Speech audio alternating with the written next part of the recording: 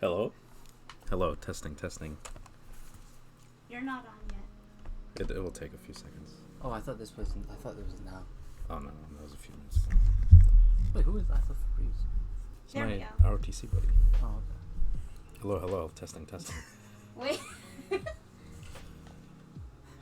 You can hear giggles in the background. What's up, Brian? Yo, look how bright the sunlight is. Like, we didn't need the lights. This is the earliest I've ever streamed. Anything. What up, Brian? Happy Easter. Happy Easter, everyone. Oh yeah. I should probably add that. Hold on. We're just chilling right now. We will begin the actual like memorial in, I don't know, whenever, whenever, whenever it feels right. Yeah, so we're just gonna chill out. I got Kayla right here to my left. I got Mateo's ass right there to my to my right. We're just relaxing. We just had some sunwa and some duck, some good old duck. So we're still I'm stuffed right now. Yeah, thank you for joining on this Easter Sunday. Excuse me. I don't even know how many. I 6 personas. Hmm? There's 6 people. Oh, really? That's nice. I turned off my viewer count a long time ago, so I don't suffer.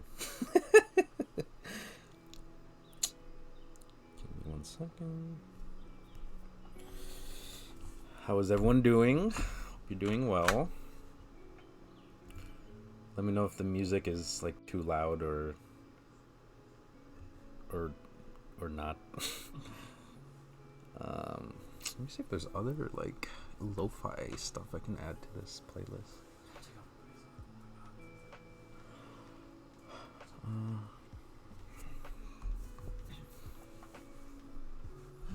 She's not even studying. Look, she's on Spotify. Hmm? She's on Spotify. She's not even studying. Wait, let me see. Hold on. Wait, doesn't she have a journal app? No, this is a different one. Hold on. See if this works. Oh, I hope this works. Or not. I'll just go back. Okay, cool. Oh my god, this light is not doing my skin any favors. Holy crap. This is way too bright outside. You sure you don't want like normal light? Normal light? No, like this light. Well, it's gonna be even brighter. Look how white my face is. I know. Pale. You look pale. You say opaque? Pale. Oh my god, I'm like, it's like, actually, hold on. I'm gonna try to adjust my camera real quick. I think we'll start. I'll start talking at 6:20. And then up until then, we'll just chill out, let people trickle in.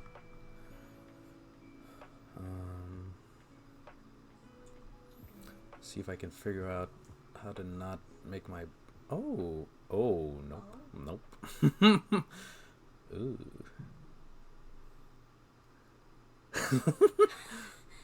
Oh my god. Ew. What are you doing? He's fixing the camera light because it's so bright. Contrast. I need a new computer. I'm gonna be pale like Oh my god, what the What hell? do you need a new I need like a better. I just need like a better computer. or a webcam? It's not necessarily. It's not just the webcam. It's just the computer in general too. You like just got this one. The computer? Oh. This computer. I've had this for like 3 years. That one. I need like an actual They meant computer. like the desktop and like, hey. You're gonna go for a Mac or a Dell? No. I was gonna get like an actual, like a gaming computer, except I wouldn't play games on it. Oh my god. Maybe I'll play some games. I'm not a PC gamer person. Oh my god, my hair sucks right now.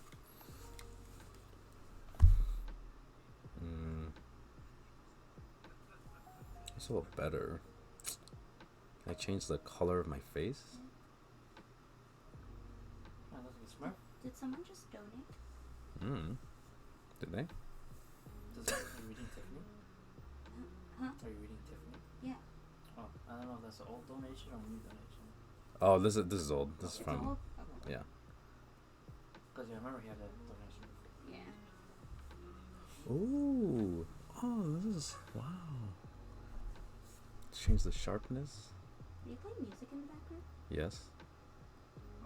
I don't hear it. What about now? Hold on, it's gonna take a minute.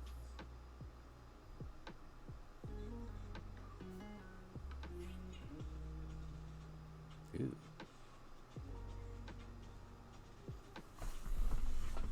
It definitely look better at night.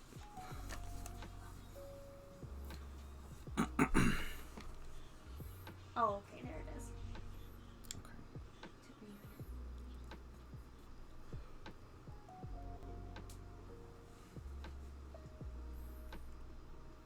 Damn, 5 people watching. Oh. Nice. Oh my god.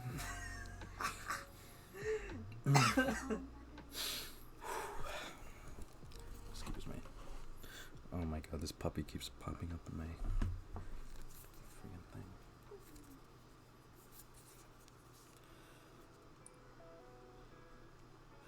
How do I donate on this?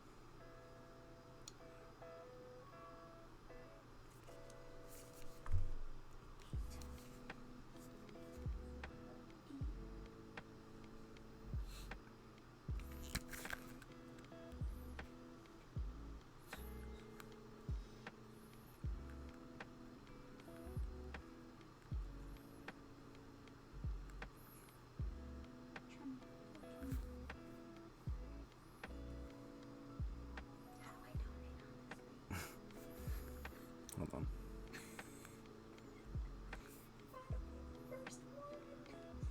Ooh, what is that? Hold on.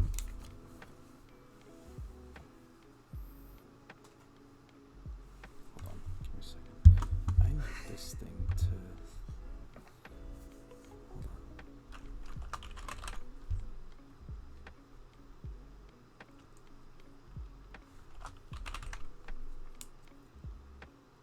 Oops.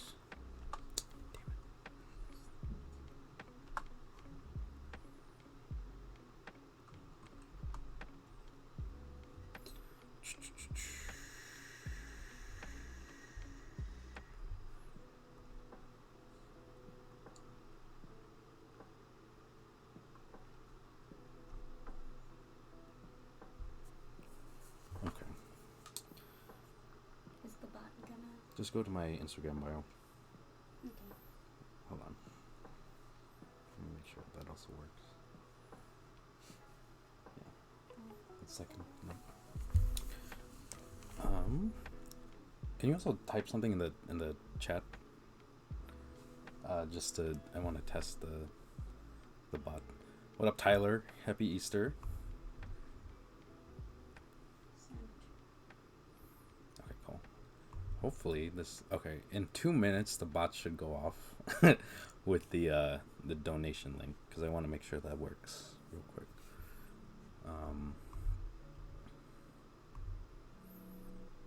Cool. Shoot. Why is this frozen?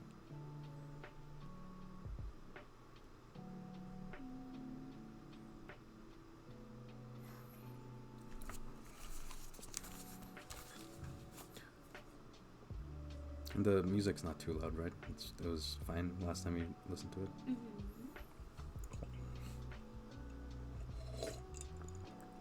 Whoa. That amount was too much. I was like, whoa.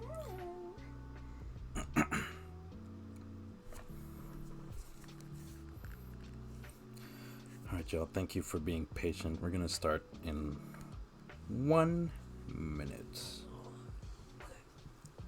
Literally 1 minute.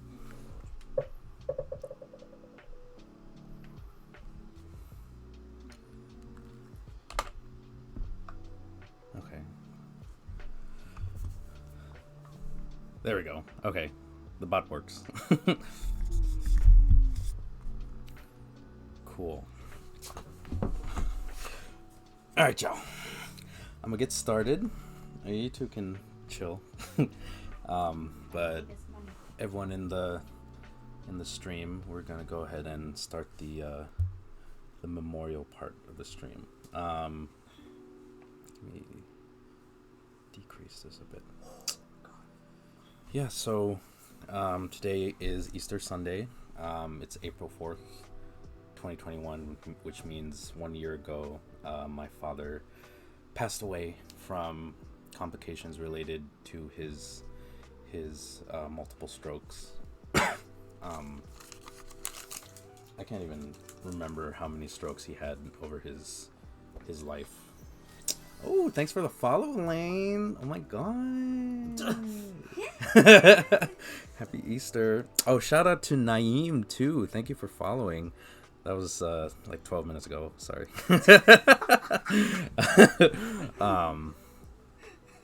Yeah, thank you. Here, let me see if I can pop this up. Can I pop this up? There. Thank you for the follow, Naeem. Yeah, my father passed away 1 year ago. Today, I can't even remember how many strokes he's had, but it was definitely a long time coming, just in terms of like how much he was suffering. And you know, he's at peace now. But the one thing I did, the whole reason I'm doing this is because because literally like 2 weeks into the pandemic, my dad passed away, and it sucks because I wasn't able to. Oh my god, thank you, Tyler. Thank you so much for the donation. I really appreciate it, man. I will talk about the donation part in a bit, for everyone that's. Oh, thanks, honey. Kayla donated $20. Thank you so much, guys. But yeah, I should talk about that soon, but I'll get to it. But yeah, I wasn't able to see my dad in his last moments because of the pandemic, and he was in a care facility with all these like senior residents, and I'm not gonna. I mean, they said I could come. What happened was, oh my god, what's going on? Viet, thank you so much for the donation, man. I appreciate it. Happy Easter, y'all. Thanks for tuning in. It really means a lot. But yeah, so just to like recap what happened last year was April 3rd, the night before, which was a Friday. It was a Friday. They called me and they said, hey, your dad's not really doing very well. So it looks like he's might pass away soon. And I said, oh, but what about like the pandemic? Thank you, Viet. I really appreciate it, man. No worries. Oop.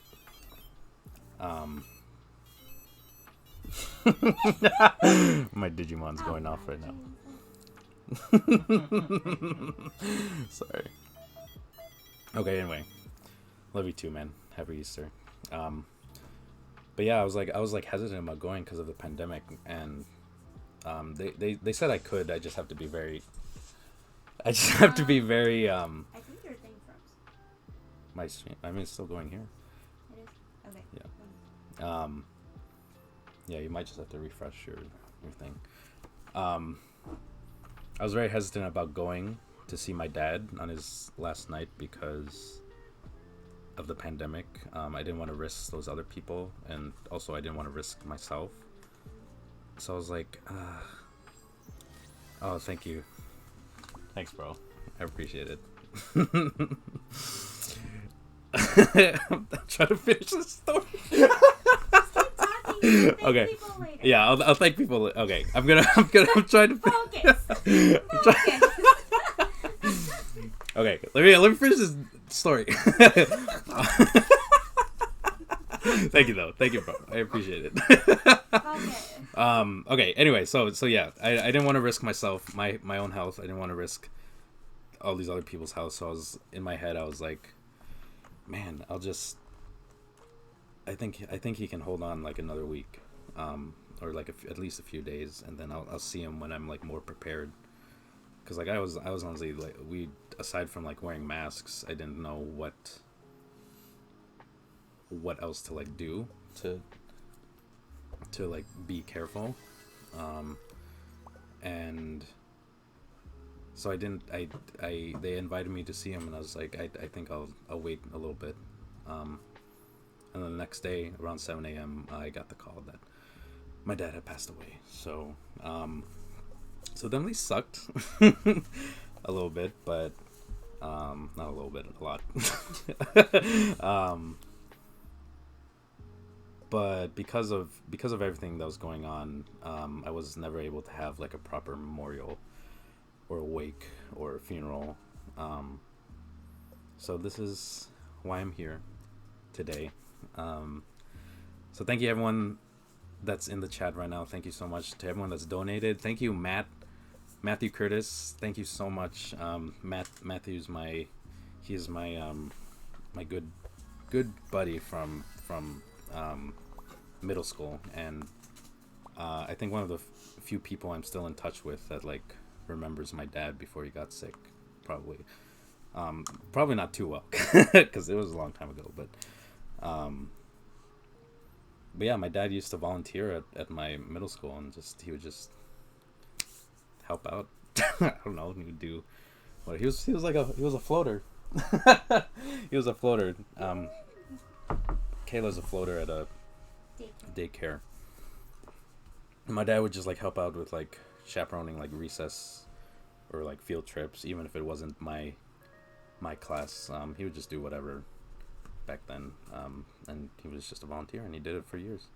But I'll get to that. I'm gonna do this whole thing.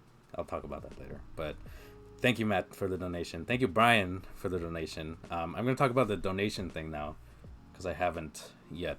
I have the bot going off every 20 minutes to just like remind people about the what this stream is also for. So in addition to remembering my dad, I also wanted to use it to raise money for two organizations. So the first one is the American Stroke Association. Obviously, my dad suffered from a lot of strokes, and I have a lot of experience with his strokes and like dealing with them, how to recognize them, symptoms, care. I'm not like an expert, but yeah, it's very personal to me that the American Stroke Association gets some love. They're a division of the American Heart Association, which is probably you probably know that one at least. So yeah, half of the donations from the stream will go to the ASA. The second half will go to the organization called Hate is a Virus. It is a relatively new organization, started last year in response to the increased spike in hate crimes against Asian Americans as a result of the pandemic and other things or people in power. Thanks, Elaine. No problem. Don't worry. But we'll be here for a while. So enjoy your Easter dinner. Oh, thank you, Keenan. Thank you so much. I appreciate it, man. I really appreciate it. Thank you. I'll check it. I'll check it in a bit. But thank you, Keenan, for the donation. But yeah, hate is a virus. Hate is a virus. That is the organization, and it's also true. They are an organization dedicated to combating Asian American hate crimes and just like raising awareness for the issues that plague our community. I have to remind myself really quick exactly what this fund is for, because they have like an actual like fund that they started called the Community Action Fund. Unity, all caps.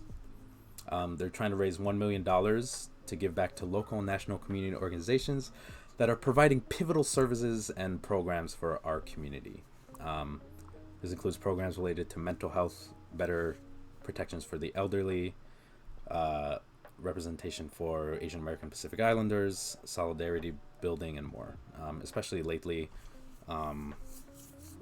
just everything that's been going on with Asian hate crimes, hashtag Stop Asian Hate, with, all these people that are just getting better. I don't even want to talk about it because it makes me so angry. But like just saying, like, if my dad was still here, especially while he was like disabled, but if he was just somehow out in the street and like one of these things happened to him, I wanted to donate, or I wanted to dedicate the second half of this stream to that cause. So yeah, half will go to the American Stroke Association, half will go to Hate as a Virus, and I will be matching all donations up to $150 for each. So a total of $300. Am I frozen right now? I think I'm actually frozen right now. Hold on. I'm waiting. It's frozen on this screen right now too. Hold on, I'm waiting for that one. Christian, thank you so much for the donation, bruh. I appreciate it. Yeah, I feel like I know my voice is going, oh my god. See, you know what, man? Literally every stream, whether it's charity or just a stupid game stream, always... Okay, as long as the voice is still going through. Hold on. Give me a second. I'm just going to switch to my laptop camera. This is so dumb. You want your normal light this time? We'll see how it looks. Hold on. Give me a second. Sorry, guys. Christian, thank you for the donation. Becca, thank you for the donation. I love you guys. Thank you so much. We've already raised $100 in 30 minutes, or technically 10 minutes since I started like talking. My camera's frozen, but if it wasn't, you could see how happy I am right now. But hopefully... Okay, is my software frozen too? Or like, no, or no. Oh my god, this is really like not working, huh? Damn, 17? That's crazy. Noise? Okay, so now there's no camera.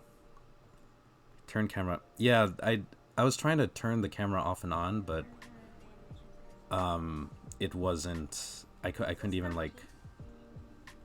I couldn't even click like in the menu.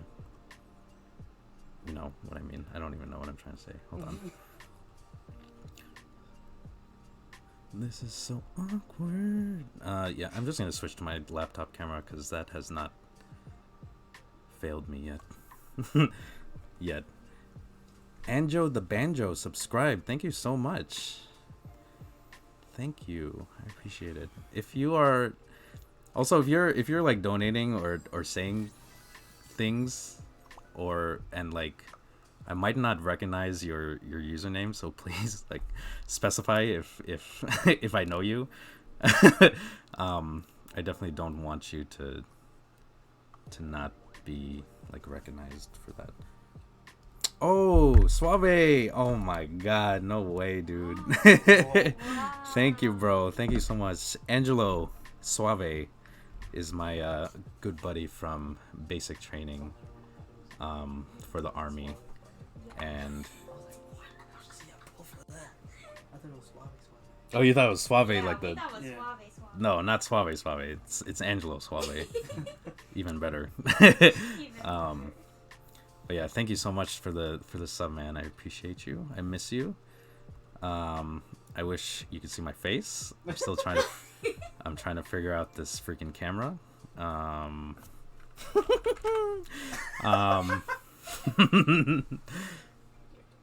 Jesus Christ has risen today.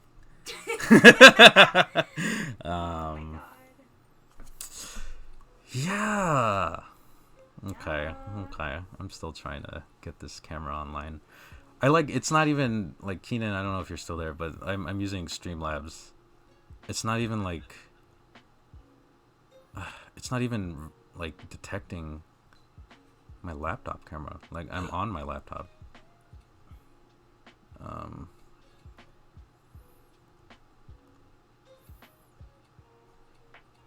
Good freaking lord, man. Yo, see, like it's not clicking through. Oh man, I miss you too, Suave. Thank you for making a Twitch just to subscribe. You didn't have to. But I appreciate it, man. Wow, this is like really straight up just not working, huh? Wow, that's crazy. That's wild. Even on Easter, I can't even I can't catch a break. Sorry, y'all. Should we take a commercial break? Shh. Oh, there we go. There it is. All right. Let me adjust this real quick. Oh my god, what an annoying piece of crap, man. I swear to god. This is why I need a better setup in general. Okay, maybe now we can turn. Oh, there. Oh, the background's moving. Hold on. Get that in there. Get that in there. Okay, there we go. There we go. All right, we're back. We're back in business now, huh?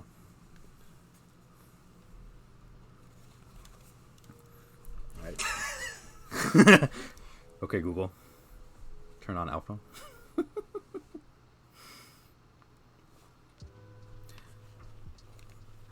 How's that? Okay, Google. Change alpha to pink.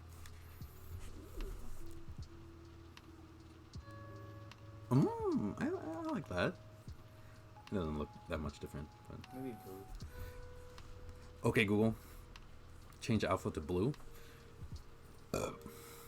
No. It's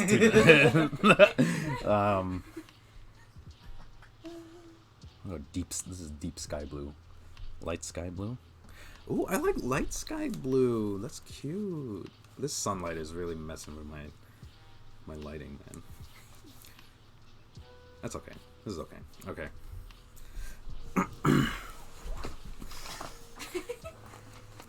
I have to adjust myself. Excuse me. Okay, we got our camera back. You can see even more of the mess that's my room. So we're gonna. So okay, what was I talking about? The charities? Yeah, I already. So we're already at $100. We've reached a third of our goal. I'm trying to raise 300 in donations, so I could also donate match 300. Thank you to everyone that's donated so far. I love and appreciate you guys. Oh yeah, Keenan donated on Venmo. Let me check that. We are at 110 total. I don't know how to adjust the one that's on on the screen. Wait, let me see if I can change the amount that's in here right now. I cannot. So just whatever this is, just add $10 to it from Keenan. Thank you, man. So I'm gonna start like the actual memorial part. I have collected a bunch of artifacts, photos, and I wanted to have videos, but all of the videos I have of my dad are on VHS. So I can't. It's not really. I just couldn't do it. Maybe another time I'll hopefully share those, but I have a bunch of albums that I would like to share with the audience.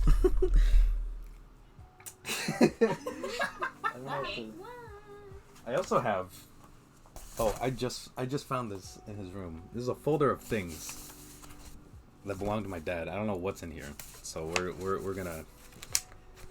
I see like a diploma in here. We'll go through this because I'm kind of curious as to what this is. But here's my classic, my favorite photo Me and my dad when I was a wee lad. I look like what 4 months? I don't know. How old am I? How old do I look? You look A few months. like 2 hours. I don't think I'm newborn. No, This not isn't. like that. I don't think Definitely between like 5 months or less. 5 or less 6 months. months or less. Menopause. Yes, Oh, menopause my definitely. Jesus. Yeah. So this is yeah. So a nice little cute baby photo with my dad. I have a bunch of albums, but I don't know what order they're in. What's this? Let me double. Okay, I'm like this one. I'm like 6 years old. This one I'm like 2 years old. So I'll go this order. What's this? Oh, this is. This is what I'm still in the womb. So this is this is definitely the first one. This is the first one for sure. Okay, no, I'm a toddler there. You I think like it's 1 or 2 here. okay. Maybe you put it on top. Oh, here we go. We got some stuff here. Cute. You look like 3. Maybe. Okay, I have these in kind of an order now. So I'm gonna share. So I'm just gonna look through these. I haven't like really checked these beforehand. I've looked at these before, but then I'm just gonna share what I remember about my dad from this time. So this is when I was first born. I don't know. I guess this is the first picture of me that existed. What I remember about my dad, nothing, because I was just born. So there are some graphic photos in here. What are you talking about? I'm not gonna show. I'm not showing these, but you can use your imagination. These are from the birth process. But yeah, this is the first photo with my parents. Oh, yo. Let me see. There we go. He's killing it.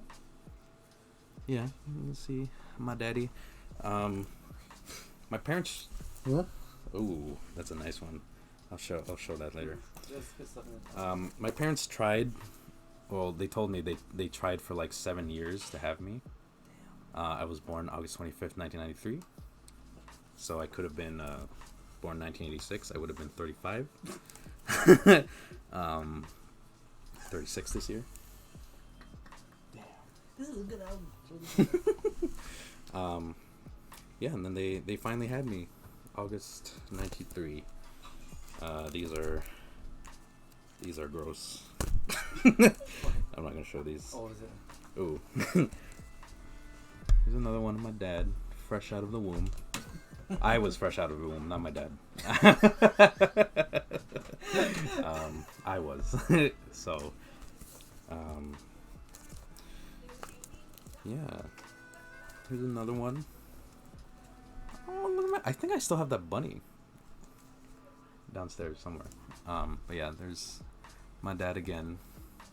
Jesus. There we go. Maybe I'll flip this camera around so that I'm less confused when I when I try to show something. How's this? Oh, that makes a lot more sense. Yeah, there you go. I'll do that. Suave, thank you so much for the donation. You subscribed and you donated. Thank you so much. I love you, man. You're awesome. Yeah.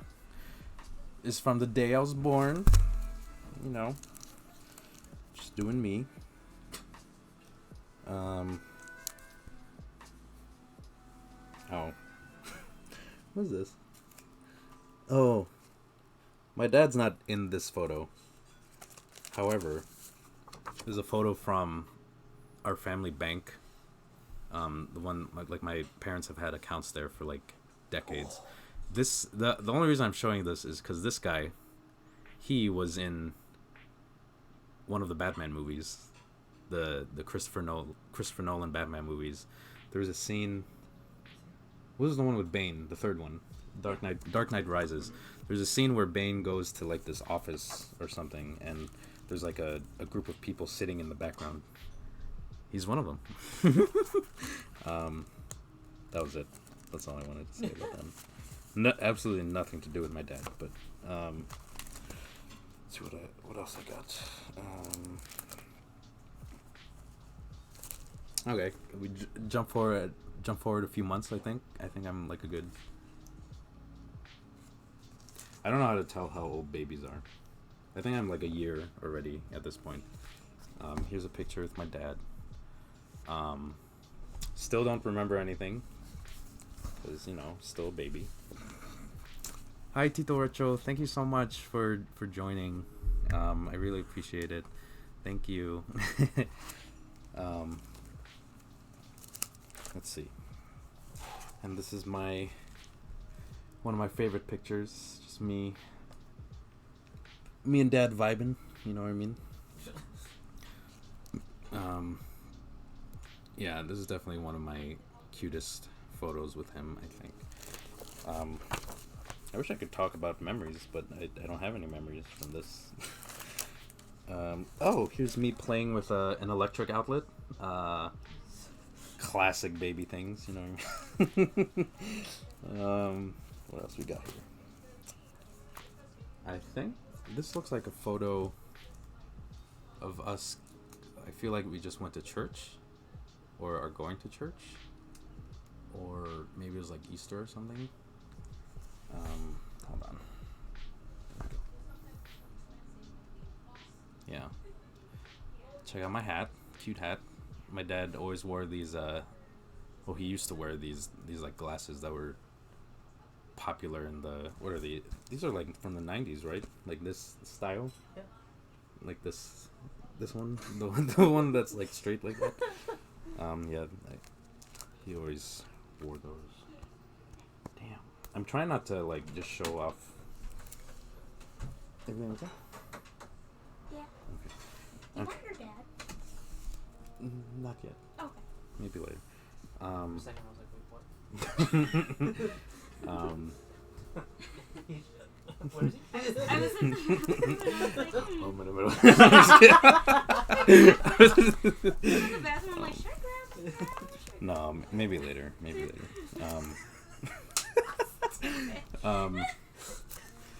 Man, I was a cute kid. I'm trying not to let this become about me. But man, I was a cute kid.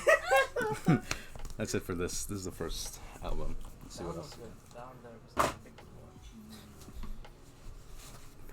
Baby's Prince. Oh. This is still. I think I was still a newborn. We went back in time a little bit. This is me and my dad when I was a newborn. I think I can barely. Whoever took this photo did not pay much attention to lighting. He's wearing a shirt that says, "I'm having a Malox moment." What? What the hell is Malox? It sounds like some sort of medicine. I'm googling it real quick. It's a medication for heartburn and indigestion.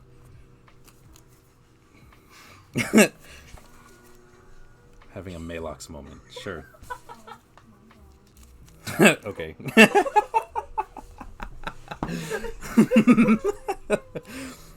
Yeah. You're still cute, Suave. Thank you.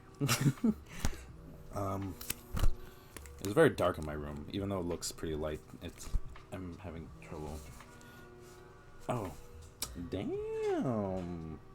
This looks like my. Oh, it's from my baptism. Oh, Jesus Christ! Oh no, wait. Let me take it out. There's my mom and dad. It's a little better. I think I have that tie. His tie, because he gave me all his ties somewhere. I'm pretty sure I have that tie and that suit somewhere. Yeah, this is the day of my baptism.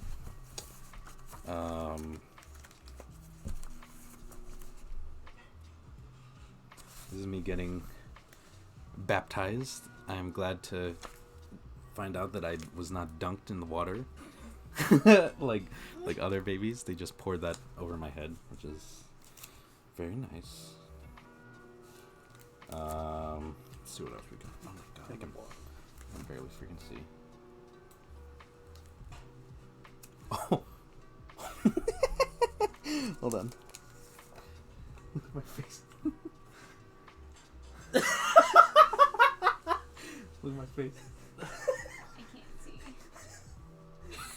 Oh my god. You look possessed. So I guess this was after the baptism. There's you can see my dad, my godfather, my mom. I don't know who that guy is, but look at my face. Oh my god. Holy crap! This is like my first time seeing this. Jesus, I'm gonna meme that later. I'll take a picture of it later. Yeah, that's my baptism. What else we got?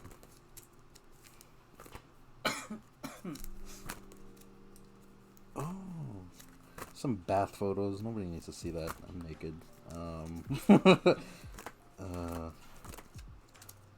Oh my god, I was so cute, dude.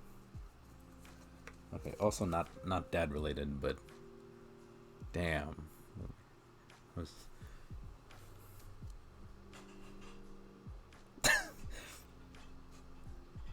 do I still look the same? Anyway, hi Leia. I don't know what that face was, to be honest. Where's here is it looks like my dad's about to choke me, but I promise that's not what's happening here. He's probably just like oh my god. He's I don't know. A day at the park. I went to the park today. I don't know if it was this park. I don't know what park this is. But yeah, just a cute day at the park, me and my dad. What else? What else we got?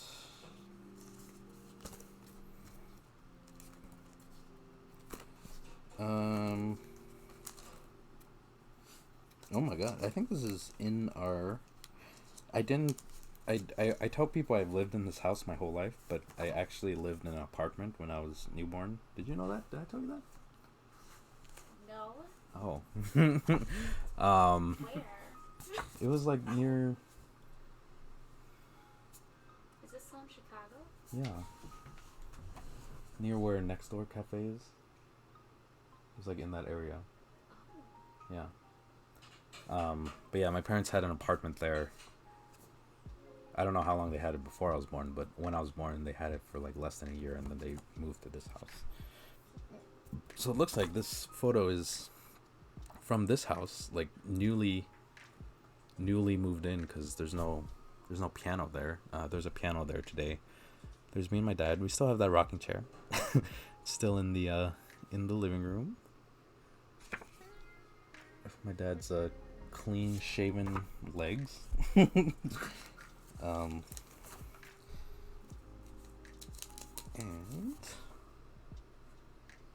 there's another photo. It looks like he's wearing one of those shirts that's like has like stars and wolves on it.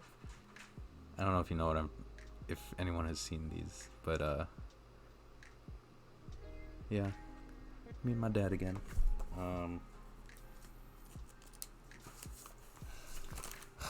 Let's see.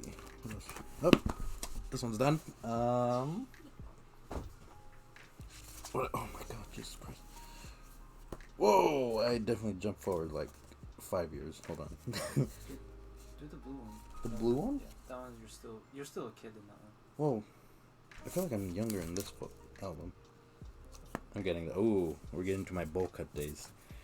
But first, here's this picture of my parent. I'm pretty sure this was before I was born, but there's my parents with their original car. Fun fact: my dad left the door open. Apparently, left the door open one time, and the car got jacked. This car got jacked. So, Honda? yeah, it's some sort of Honda. I'm pretty sure it's like an 80s Honda. I don't know. This is a shame. This is like a car. Yeah. Yeah, it got jacked. I think it was a gas station or something. I'm glad I didn't inherit that lack of awareness, but it's okay. Still love them. But let's see. What the hell?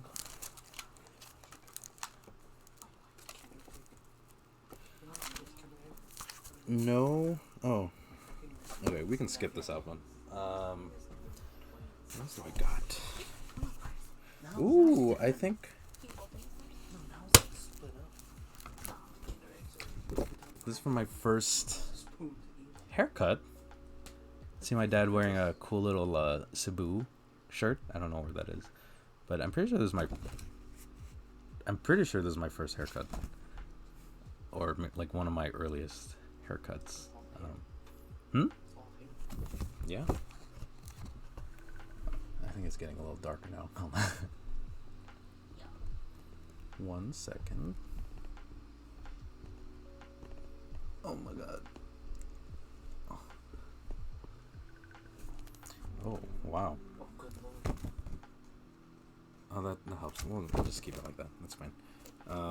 Yeah, that's my first haircut. To the one... Oh, there's a birthday card that says 1 year old, so I guess I was 1 year old. These are from my first birthday. Damn. What are you looking at? I think I was looking at the balloons for my first birthday. I mean, my dad. I don't know. I guess things just freaked me out as a kid. Yeah.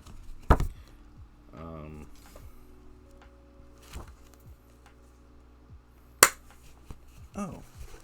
There's a picture of, I mean, you don't really need to see it, but that's my dad holding my hand.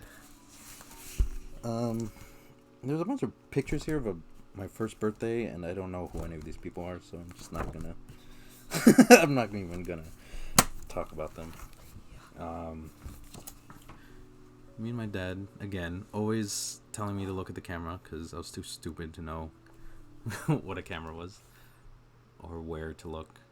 I think this was at Discovery Zone. Do you know Discovery? Do you know Discovery Zone? I talked with Leia. If Leia, you're still in the chat, we talked about Discovery Zone once. It was like a early '90s. Oh, her old ass It was like Chuck E. Cheese, but for older adults or for older kids. older adults. If Chuck E. Cheese is for like young kids and Dave and Buster's for adults. Oh, so is that like the ball pits and stuff? Yeah. Yeah, it's like a jumbo jet. It's for. I think it is for like middle schoolers. Oh, okay. Mostly. Wanna go? It's out of business. Oh, no, I would have gone. Completely out of business. Here's more pictures from Discovery Zone. Here's my dad. I'm on the what's this? Motorbike arcade game. I don't even know where Discovery Zone was. And here's another photo of me and my dad.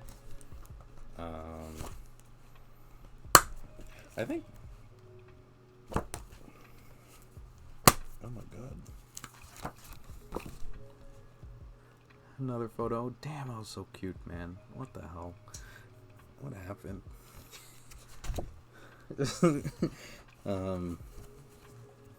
Ooh, this is like a good ass artsy. Me and my dad staring out the window. This is a good photo.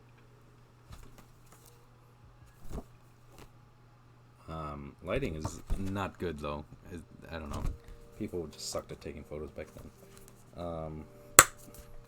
And it was also on film. Like you had to develop the film and everything, so they couldn't check. These are all. This is like my first birthday. I guess I'll talk about like the first one of the first memories I had of my dad or my parents in general. I was just sitting in the car laughing in the back seat. I feel like I was like 2 or 3 years old. I don't know how I remember. I just remember it was my dad was driving and my mom was in the shotgun. That is the first. I think that's the first memory I have ever. So yeah, that's a nice memory. Another memory I have is my dad sitting in the living room judging me because I was looking through this exact album. I remember this very vividly, and there's this page that has like an old birthday card with this mirror, this like plastic mirror in it, and I just remember looking at it and laughing my ass off for no reason. I think because it made my face look funny. See, you're laughing now. Yeah, it makes my face look funny. So when I was a kid, I just remember my dad was just sitting there and he was just like judging me. It's like, I'm so disappointed in you. I think when that memory, I was like 6 or something. I don't remember very well. I just remember that. These are all a bunch of birthday cards. Now this album's done. What else we got?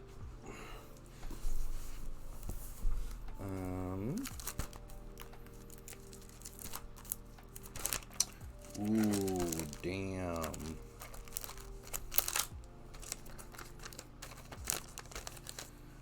I think it was my dad that got me this. He's not in this photo, but I used to have this bulldozer. Like one of those like rideable bulldozers. Man. I missed that. What the hell are you doing? I'm watching TV. This is the beginning of my downfall. I feel like this is Christmas Eve, 95. I was 2 years old. Here's a photo of me and some family and family friends and my dad on Christmas Eve. I think it's backwards right now, but Christmas Eve 1995. Yeah, I was 2 years old. There's my dad right there. There's me. There's me all the way back there. We had some lechon. I didn't have any because I was a picky eater when I was a kid. But I mean, nowadays I would have gone crazy over that. So this is not my dad. It's just me and Santa. But I think another memory, one of the best memories I have of my dad, but also the funniest, is when I believed in Santa. Have I told you this? No. I told you about the Santa thing, right? I think so. I believed in Santa up until I was maybe like 7, 8, or even 9, I think. But the reason I stopped believing in Santa was one year I realized that Santa had the same handwriting as my dad. So I asked my parents. I'm like, hey, why does Santa have the same handwriting as Dad? And they're like, ooh.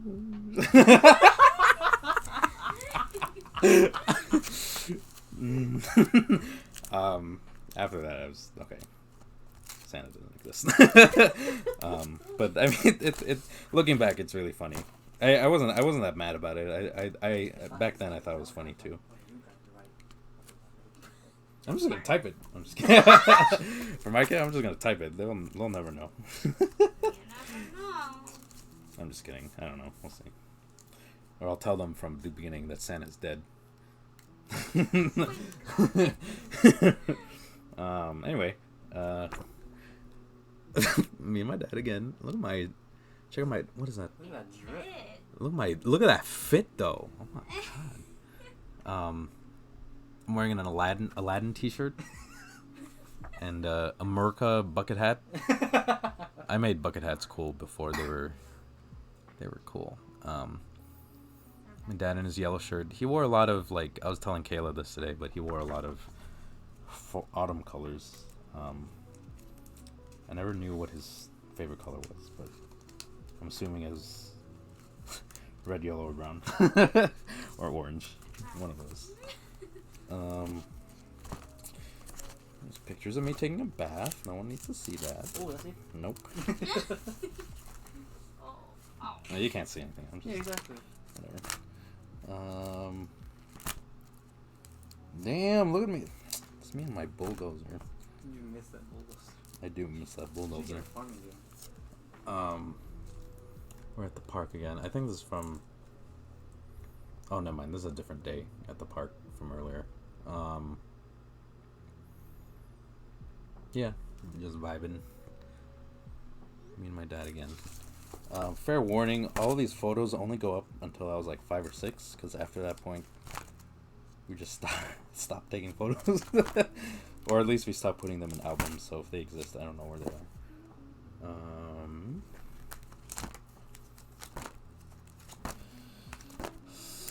Looking through.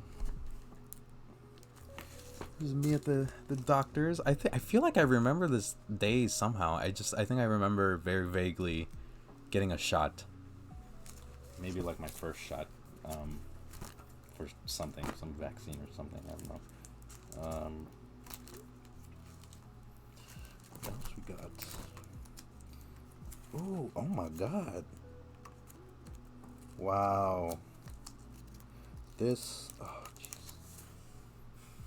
This was at the place I used to get my haircut at for like years as a kid. You can see my dad, I'm just playing. But look at my fit though. Oh my god. This is right by Old Navy. The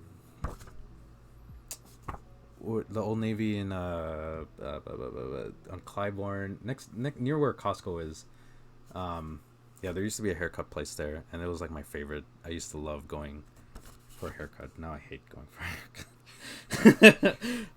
Because I have to pay for it now. So, but yeah, my dad and I were like, we're getting this like matchy match going on right there. I got my backwards cap. Wow. Backwards plaid cap. Just bring it back. That hat is probably the size of my pinky right now. It's me playing the piano.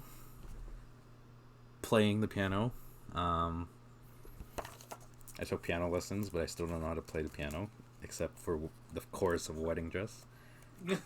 And maybe like the first few notes of the Office theme song. And the Mario theme song. Yeah. What else we got? Some photo, just home photos. Just me playing, my dad just watching. I don't know what the hell I'm doing. There's no toys or anything. I guess I was able to entertain myself very easily. Oh my god, that was so cute. Holy crap, man. What the hell is this?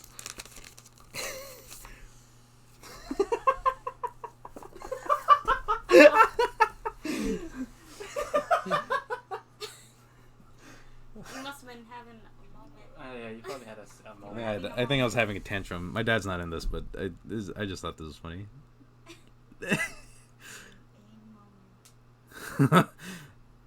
Mood. This was a mood, fam. To put some millennial language, this was a big mood. Big mood, fam.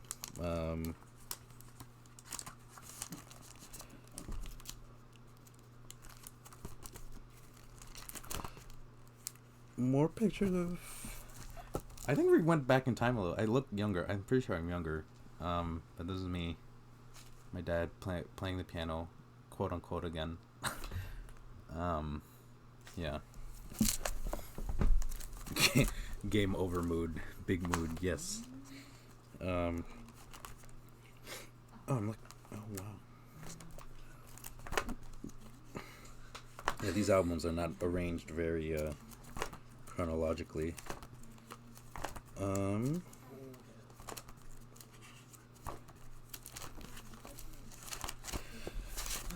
one's done. Let's see. Oh, this is like the last album. Other than that, like everything else, I don't really have an actual album for. Here is me and my dad again. I don't know who those people are, but yeah, here's some nice photos. There's my dad again wearing his Maylock shirt.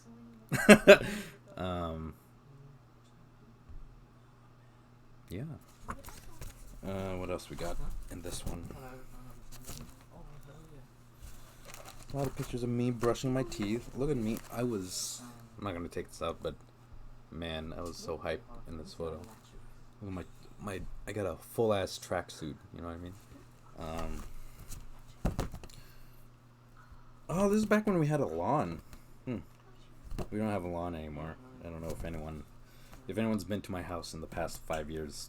My mom got rid of the entire lawn.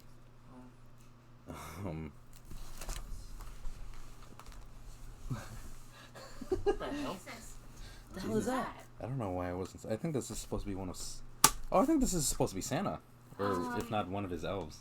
I think it reminds me of like those. Or like a puppet. Queen's Oh no, Nine. it's an elf. He has the elf shoes. This. I mean, if I don't know about you guys, but if I saw this when I was a kid, I feel like I would have cried. I mean, I look fine. Look how close he is to my face. What the hell? That's weird. That happened today. He would have been canceled. Some more Christmas photos. There's me and my dad looking at the top of the tree, even though there's nothing there. Yeah, we used to have. I don't know what happened to it. We used to have a plastic Christmas tree that I loved because I came to realize I realized super quickly that a plastic tree was more practical than buying a dead tree every year. But I think we got rid of it, and then we just have like a smaller artificial tree now.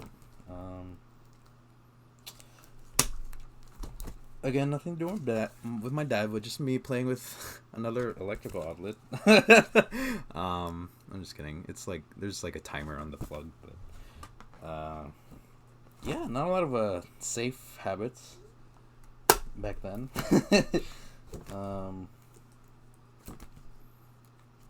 Oh, this one's cute. Another Christmas photo with my parents. I don't look very happy. I guess I didn't get what I wanted for Christmas. What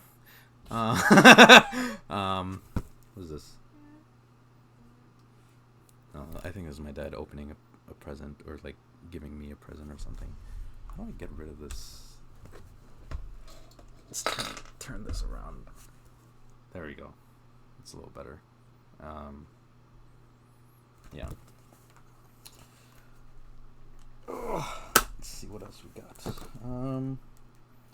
Ooh, there's some photos and some photo of our family in Chinatown with. Oh, that's one of our family friends. I was like, who the hell is this? But that's one of our family friends. You can't really see my dad because he's in the shadows, but he's right there, and there's me. When I was a kid, our trips to Chinatown were like a luxury to me because we would only go there like once every few months, and we would always get like the best chicken or duck or whatever. But now in college, I just went there every time I got drunk, so it became a little less special, but it's still some good times back then. Oh God.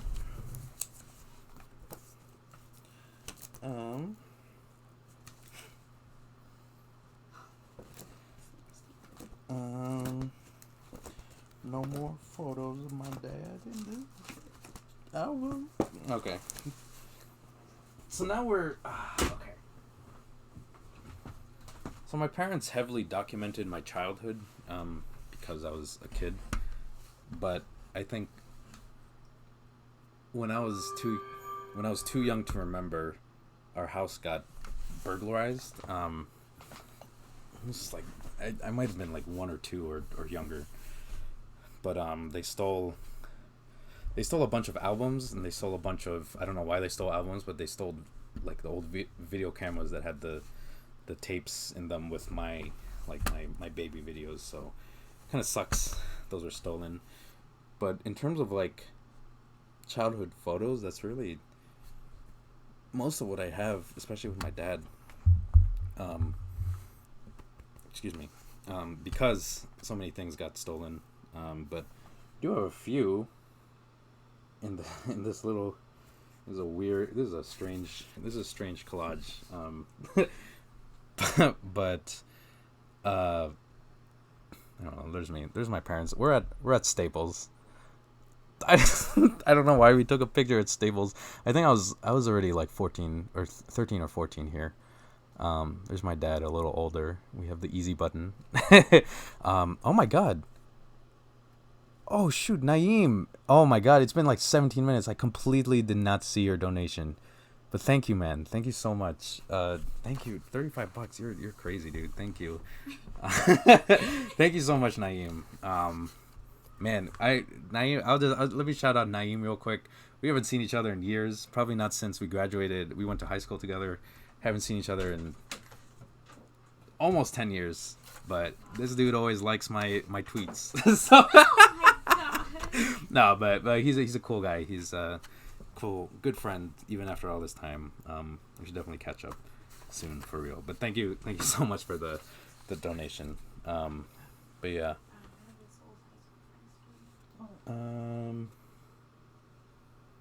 Oh, this is us at my first communion. This is when I started to get a little angsty, so I'm not smiling very, very good here. But there's my dad in his turtleneck, and the I think it's Cardinal George. He was like the cardinal from Chicago. I think he passed away a few years ago. But oh my god, I don't know where this photo is. It is tiny. I don't know why it's so tiny, but yeah, there's another photo of my dad. This is very bad quality. This laptop camera sucks ass, but let's see. Now we're gonna jump back in time a little bit. I mentioned at the beginning of the stream that I had this what was it? I had this sorry, I found this this folder in my dad's old room, and it is it is a folder. Sorry, I'm trying to adjust one of the bots here. Hold on, give me 1 second.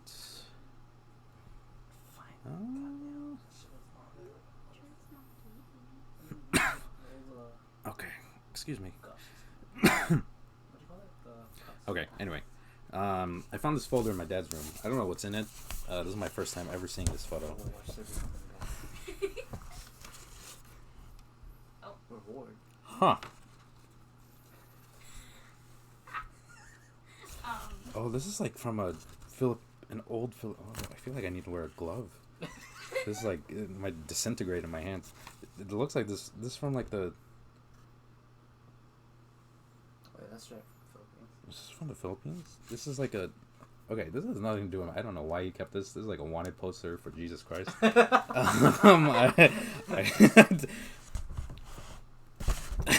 don't know. What is this? Oh my god. Jesus. Whoa.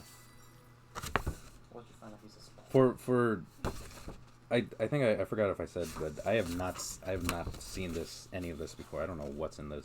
This is awarding ceremonies for Model Employees of the Year and Special Recognition and Service Awardees, 1980, to be held at Mirador Hotel.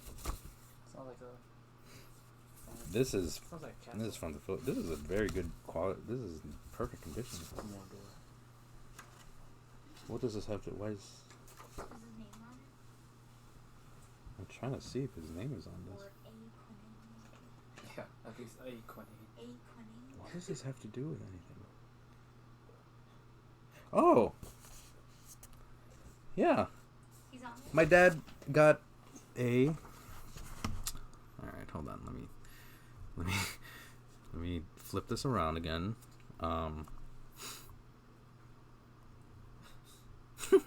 There we go. My dad got. He was a model. There he is. Rowan R. Quinain. I'm Rowan M. Quinain. My dad was Rowan R. Quinain. He was a model employee clerk in 1980 for Lung. Oh my god, I'm gonna I'm gonna butcher this. Lungsad Nag Manila. What is that? Wait, here, let me see it. Yeah, give it to a native speaker. No, I'm not. What about you? Lungsad. Oh my, I'm not even. I'm gonna stop. Oh, it's I- like luncheon. There you go. Is some of Some that in money. English? I don't think so. English luncheon. Hotel. Oh, that's like the seal of the city of Manila.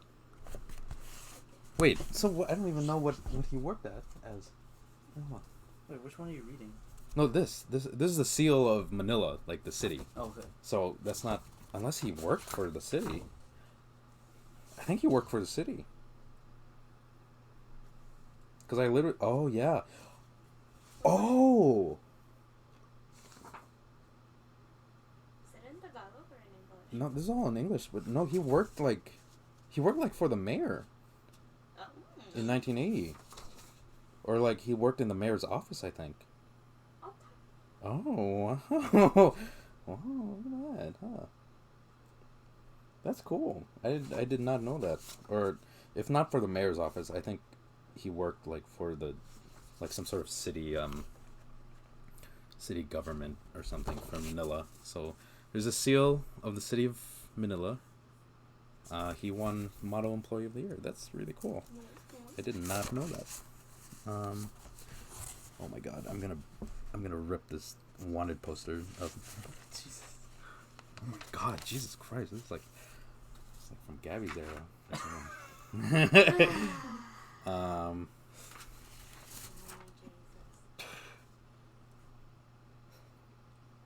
It's a diploma. It's a diploma. This certifies that Rowan Arcanine has successfully completed the prescribed course of study in bank teller / finance / cashier, and is thereby awarded this diploma. So he went to business. Oh, this was in Chicago. I didn't know that. One of my dad's. I guess he got a certification at First Business School in Chicago in 1990. First, what was it just called? That's like 3 years before you went there. Yeah.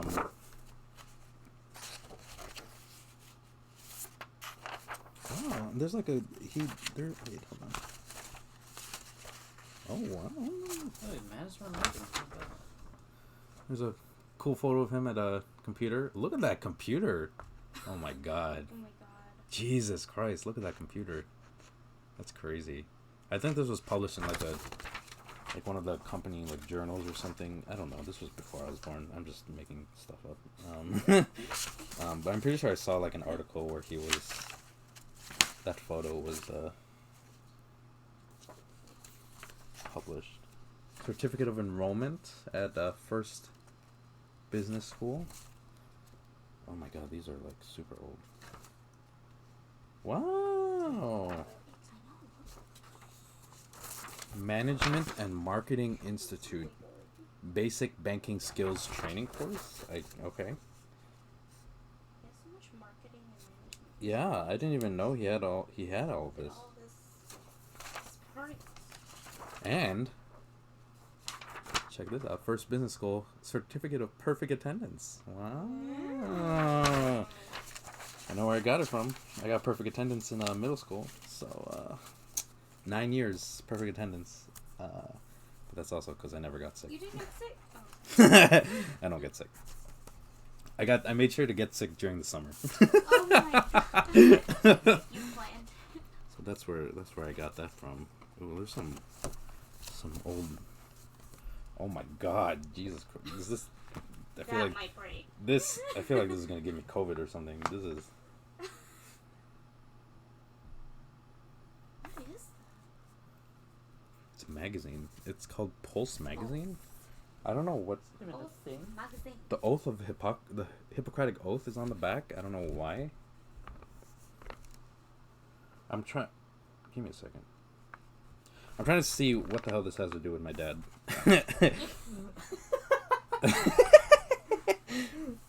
This is like a medical journal. I feel like this would have to do with my mom, but this is so interesting. The greatest good for the greatest man.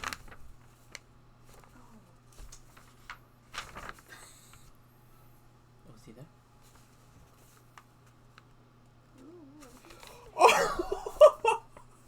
What the?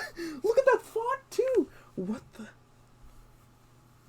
The computers have it. There's an article called "An Afternoon with the Ties."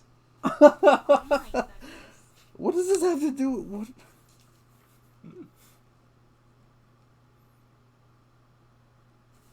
I can't read some of this out loud. I would get. This is this did not age well. Whatever is in this. I'm so confused.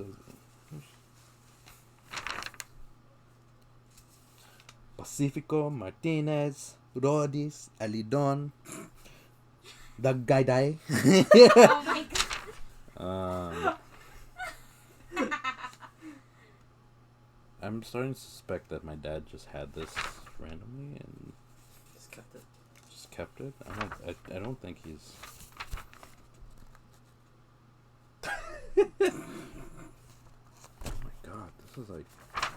I kind of want to like revisit this off stream and see.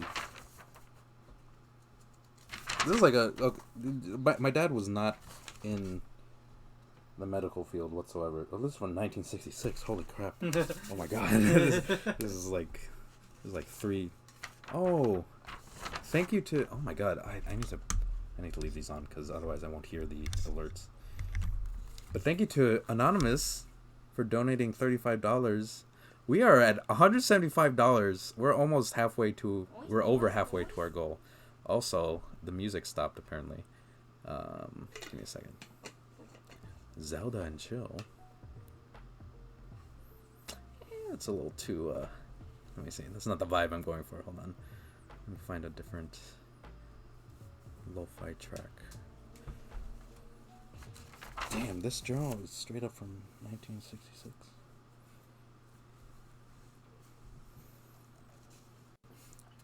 Huh. There really is some questionable stuff in this journal. I'm not gonna read it out loud, but there's like a poem in here. Look at.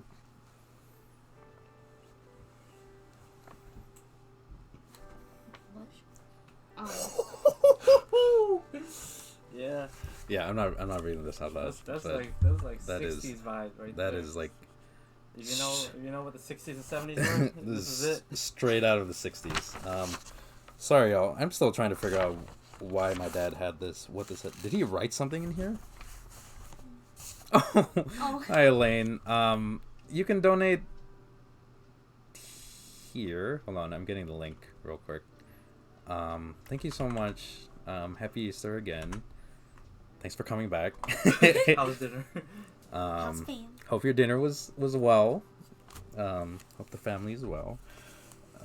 If you just for those that just tuning in, I found this folder of files in my dad's room today that I have never seen in my life. There's some of his old certifications, diplomas in here. Now I'm looking through this journal from the 60s, or this magazine from the 60s, that I'm trying to figure out if These are all poems. these are all poems. I wonder if he wrote something for it, or It if would he have just said his name by one of them. well not one of the poems, just in general. Maybe. This is so strange. The language of music.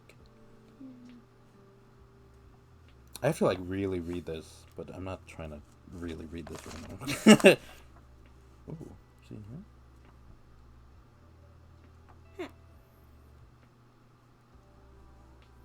Oh, he did play basketball. There's like a. Oh, this college of medicine. He did not go to a college of medicine.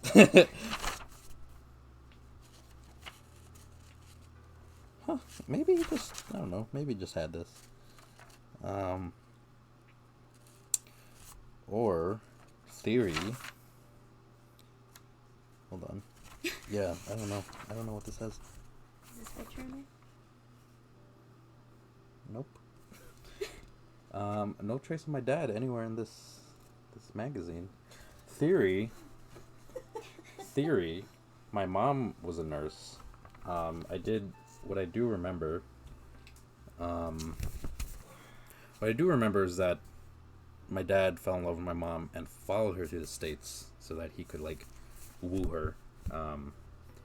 So theory, maybe this magazine. He got this magazine. Maybe she's in here and I just didn't notice because I wasn't looking for her. And he, like, was trying to, I don't know, Facebook stalker. I don't know.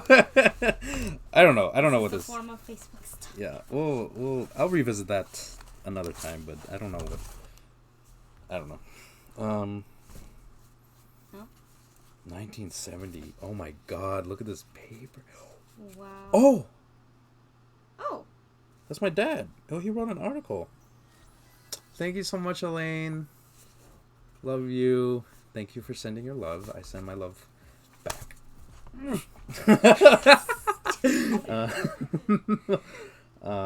Anyway. Ah. There's an article written by my dad.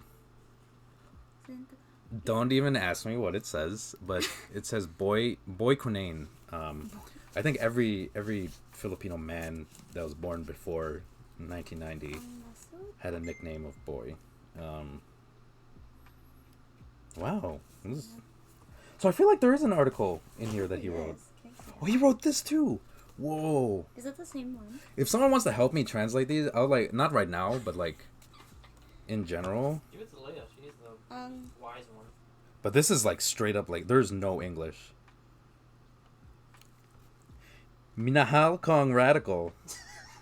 Ako kining gisulat sa Vesperis sa akong pagwarga u kinahanglan na ako kining sulaton kay alas 4 nasa kaadlawan ug walang gihapon ikaw mahiuli.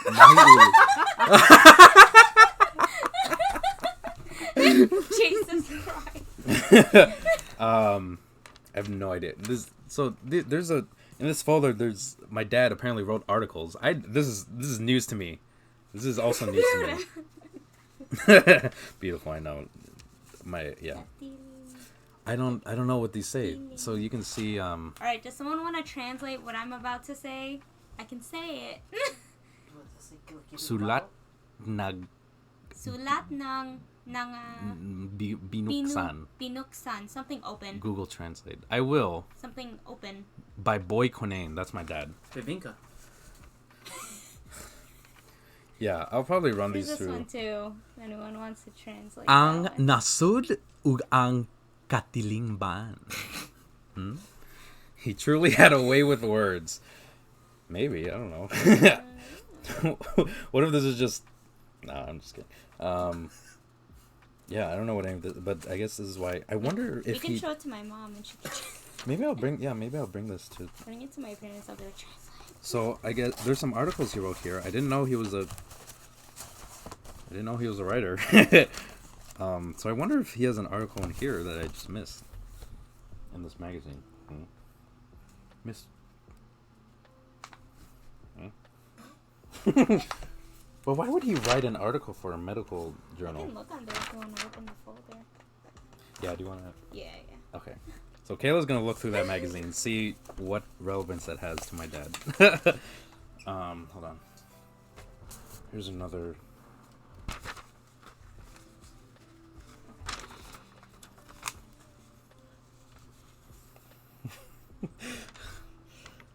October 2nd, 1970. I feel like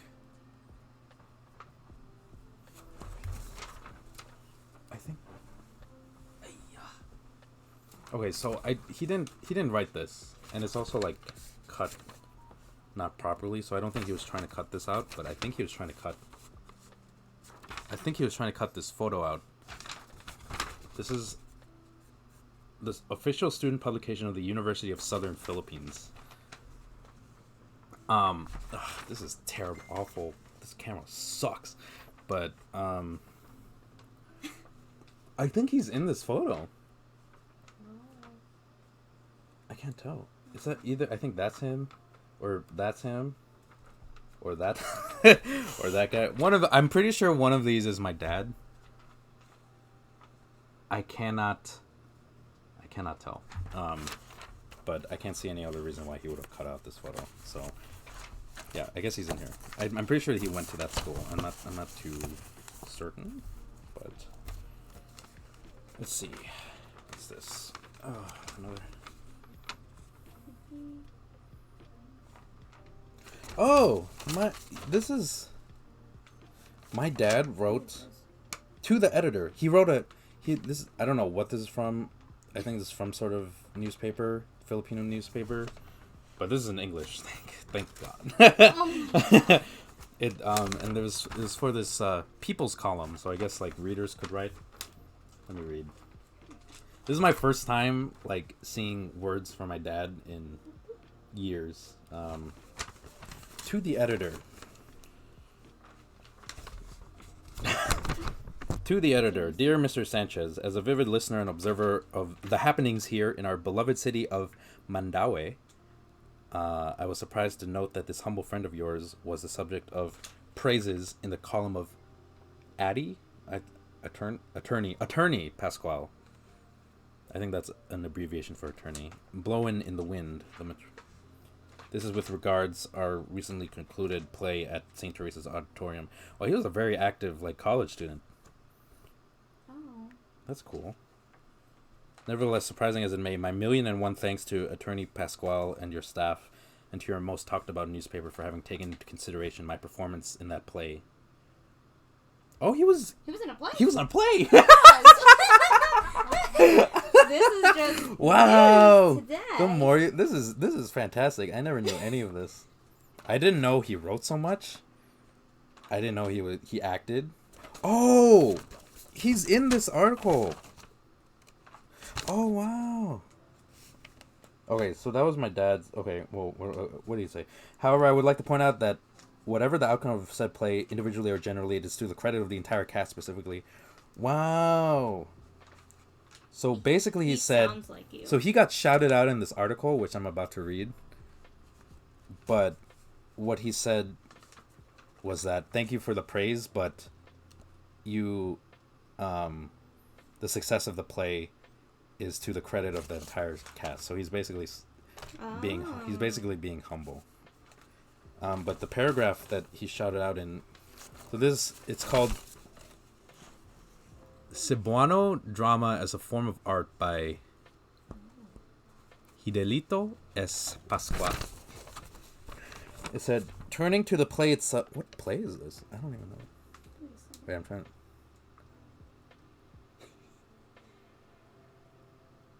Oh, okay. St. Teresa's College has chosen a Cebuano play, Paabuta Ako sa Langit, by Don Buenaventura Rodriguez, for its annual college play. So that's the play. I don't know what it's about. I don't know. But there's a paragraph where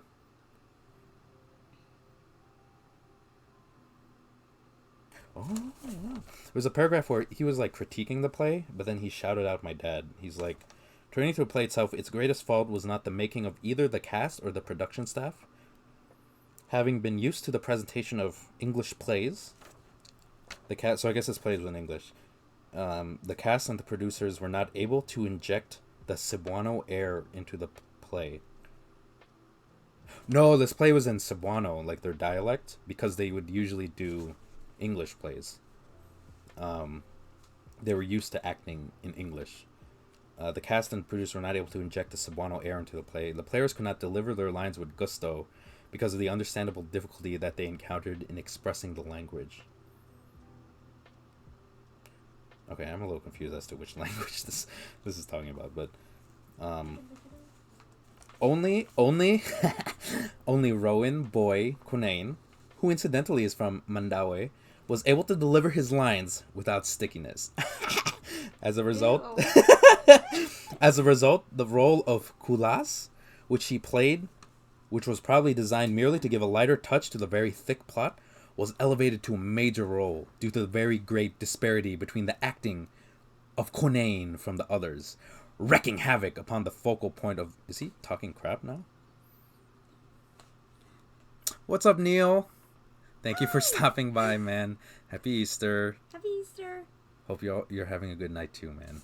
Love you, dude. Thank you for dropping by. I'm trying to see what the name of this. What's the name of this play? The name it's up here. Which one? Paabuta ako What the? sa langit. Only as a result, tiny. the role of Kulas, which he played, which was probably designed, blah blah blah, blah, was elevated to a major role due to the very great disparity between the acting of Quinain from the others. So basically, my dad was a fantastic actor, apparently,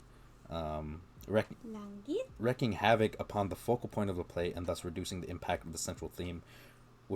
So basically, what he's trying to say is the play was trash. But my dad was the best actor in it. Props. I'll take it. Let's go. So was my dad saying like, oh, you see, he was either saying the play was great because of everyone, or the play was trash because of everyone. Well, there's not much about this play. It's probably more known in like in that province or whatever. Anyways, back to this wonderful book.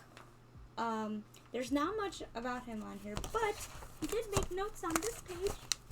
He wrote notes himself? Like, you can see the red pen. I hate red pen. But it looks like he's almost like just making notes, or he's like... Is this a poem? This is not a poem. This is like a Tumblr post. This is written like a Tumblr post. It's all lowercase too. What is he? Let me just oh man, let me read one of the things he underlined.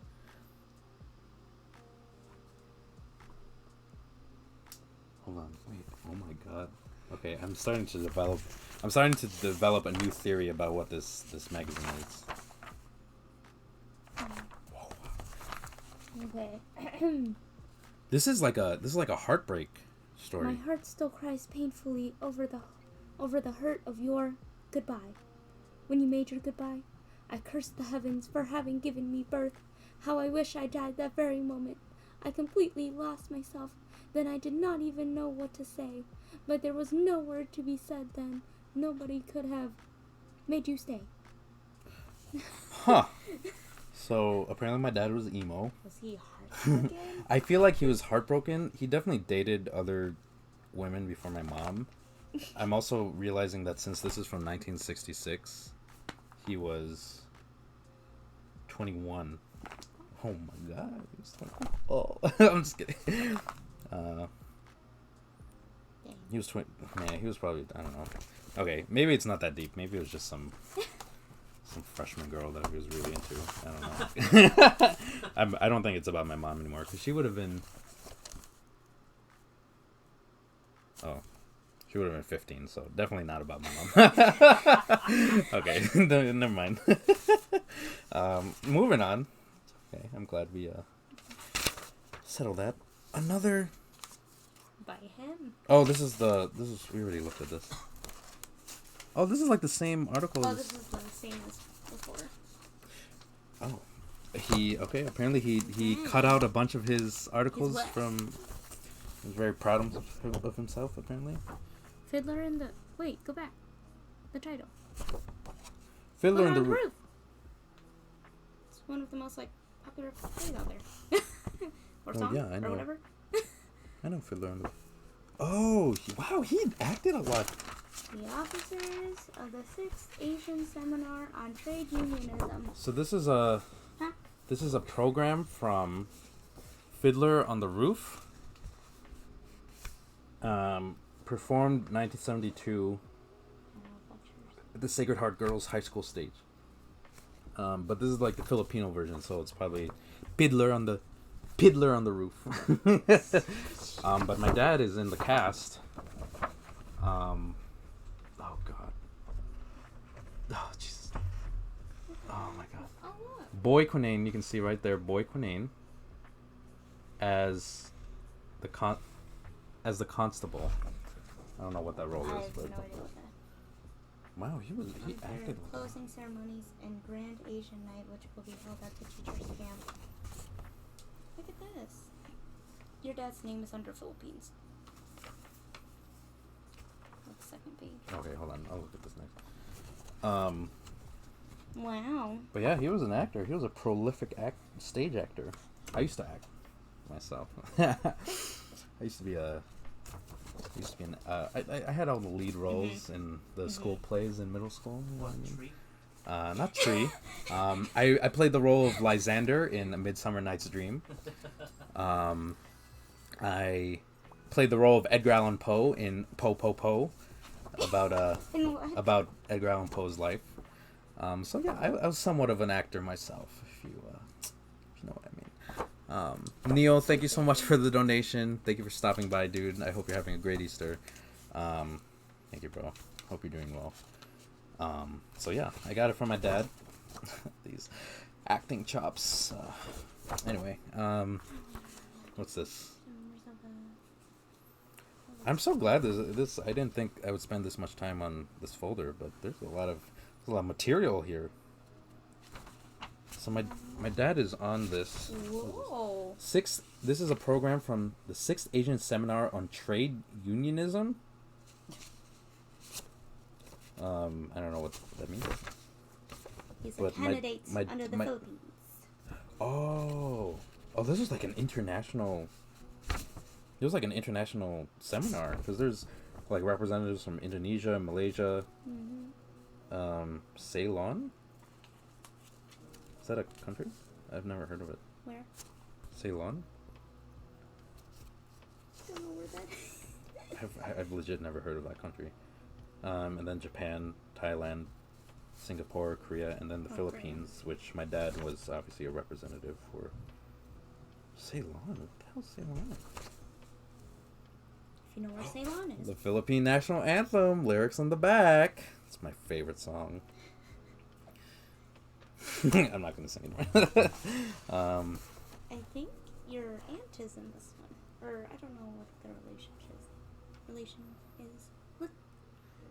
Ever heard of the GYO? You will be informed here later on. The active officers and members of the Guizhou Youth Organization will hold its 4th anniversary and induction of the new set of elected officers this coming December 7th. Nora Quinain, president? Who the hell is Nora? That's the same last name as your dad. It's probably fun fact, the Quinains, if you ever meet someone named Quinain, they are 100% related to me because we are the only Quinains in the world. Yo. You know what I mean? I'm the only Rowan Quinain in the world. So, but anyway, Nora Quinain, I'm assuming she's like my aunt that I never met. I had like, my dad had like 14 siblings. I met like 2 of them. So this might be one of the ones I never met. Rowan, Boy Quinain, and Francisco Mendoza pros. They were pros, I guess.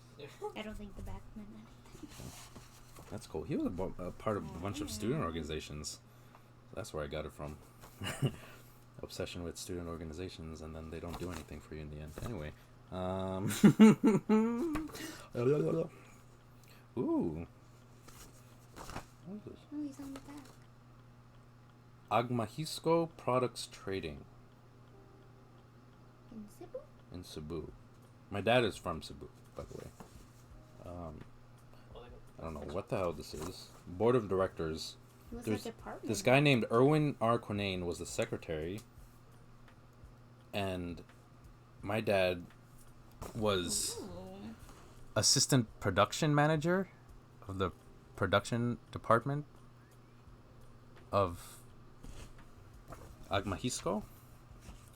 Wow, this is cool. I don't know what any of these are.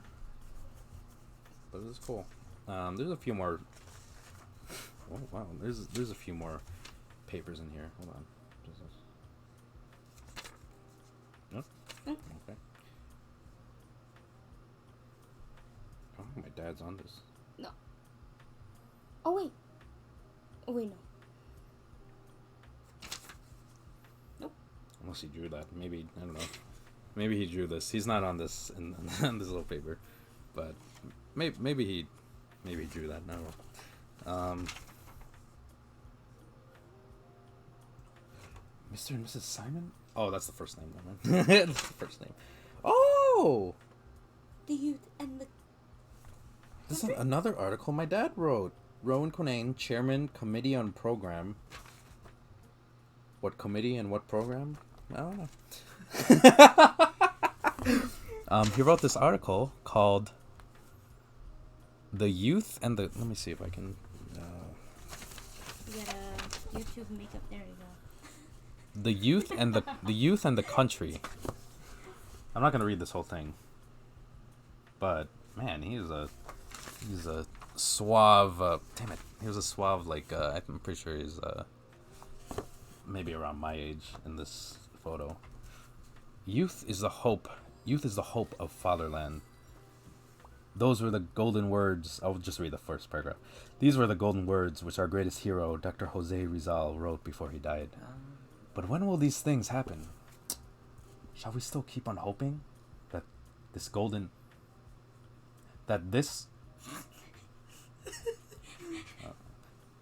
Shall we still keep on hoping that this golden words, that's what he wrote, will come to reality? We are all aware of the fact that criminality is existing in our country. The youth who was called the hope of the fatherland is now the crime of the fatherland. Oh wow, damn, that's deep. But why did these things happen? Because our young generation has assumed the hell do I care attitude? Okay, maybe there's some 60s, 70s language. I'm not understanding that.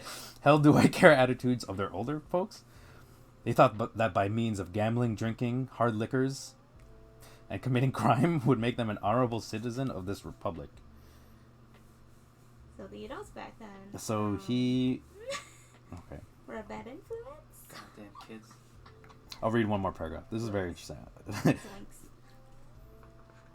Oh, Jason Kim, thank you so much for your donation. Thank you, bro. I appreciate you. Thank you for stopping by, man. Squads later? I don't know. Maybe. Let's see. Okay, one more paragraph. The Philippines now is beset by all sorts of social ills. Never before in the... I made a typo. Never before in the history. It says H-I-H Tory. H-I-H. Oh, Jesus. Typo. Never in the history of our country did we find ourselves governed by lawmakers turning lawbreakers. Whoa. Bars. Never before in the history of our country did we find ourselves governed by lawmakers turn lawbreakers.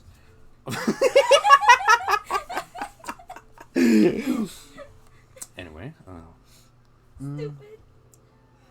Never before did we hear of a nation using the vile game of politics as the way of life means of livelihood for this majority of her people than in these colorful islands.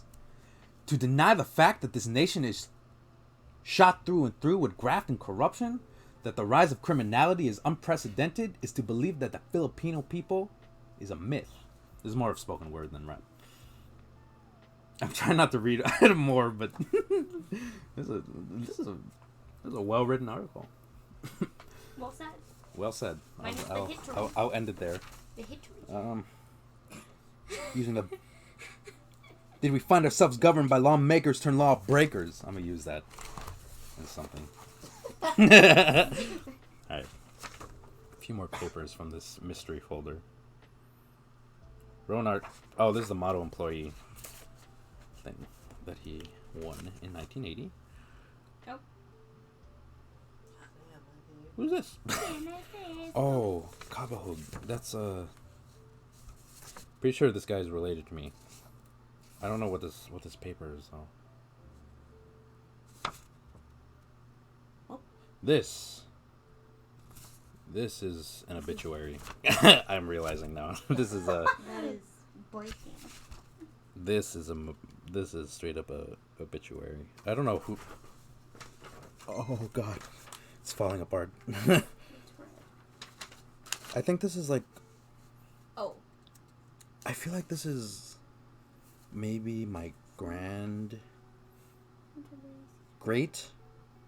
Oh my God, he was born in 1891. Whoever this is, I feel like this is like my great grandparent on my dad's side. That's why it's in here. Because the Kabahu, that's definitely part of my family too. Yeah, this is like a funeral program.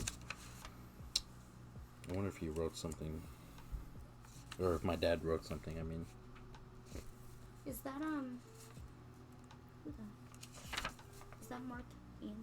No. Sotero, that's his name. No. I don't know what his exact relation. I feel like this is like a great grandparent. So my dad's grandparent. Cool. Or oh my God, look at all the. There's a lot of like old paper flakes on me here right now. Okay, anyway. Mark Anthony's funeral. Mark Anthony that's the one that Is he in Ascension? Mark Anthony. He's like the guy that killed Caesar. Julius Caesar. Mark Anthony? Oh, wait, hold on. Mark Anthony. He's not the one that killed Caesar. He is not that guy. Not the singer. Marcus Antonius. He was a Roman politician. He was a supporter of Caesar. Okay. So they didn't kill him, right? He didn't kill him. I forgot who killed Caesar. It was a lot of people. Oh, okay. A lot of people killed Caesar? He got stabbed in the back, right? By his own people. Oh. Yeah, he was like a... He was the one that said, "Friends, Romans, countrymen, lend me your ears." That's like that quote is from him. Collection by Boy Quinain. Nice. Cool. He knew how to Google before Google existed. He was deep in the odds. So yeah, thank you all for joining me on that journey of this. Oh my God, I'm gonna destroy these somehow. This journey of this journey of mysteries in this folder that I found. I've never seen this folder in my life. I don't know why it was suddenly in my dad's room. Maybe his ghost put it there so I could talk about it on stream. But anyway, what else? We have like an hour left in the stream. I feel like we took like a hard stop in talking about like my memories of my dad to look at that, and we learned some new things. My dad was an actor. I knew he did like some plays, but I didn't know he like did that many plays. He was an active college student. It's cool. He was a good writer. I'm a good writer, so. Oh, there you are. I thought you left. Right. Yeah, Brutus. Oh, Brutus is because Caesar said "et tu, Brutus." Brutus was the one that killed Caesar. Mark Antony was one of Caesar's like closest friends, I think, according to Wikipedia. He was a general who played a critical role in the transformation of the Roman Republic from a constitutional republic into the autocratic Roman Empire. I don't know. But yeah. So that was that. We have an hour left. I'm trying to think. I kind of just want to talk about like my memories of my dad. So we looked at the albums. We looked at that folder. I don't think I have any like physical stuff. I have a few physical things left. But in terms of like memories, I'm trying to remember.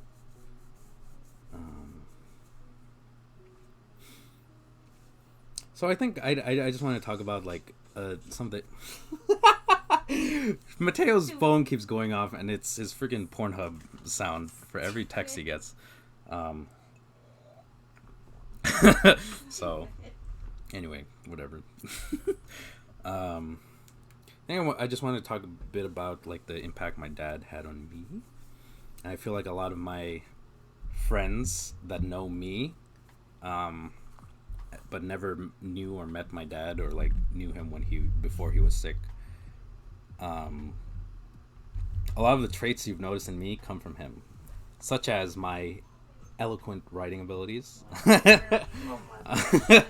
But also, I think one thing, my love for movies. Oh yeah.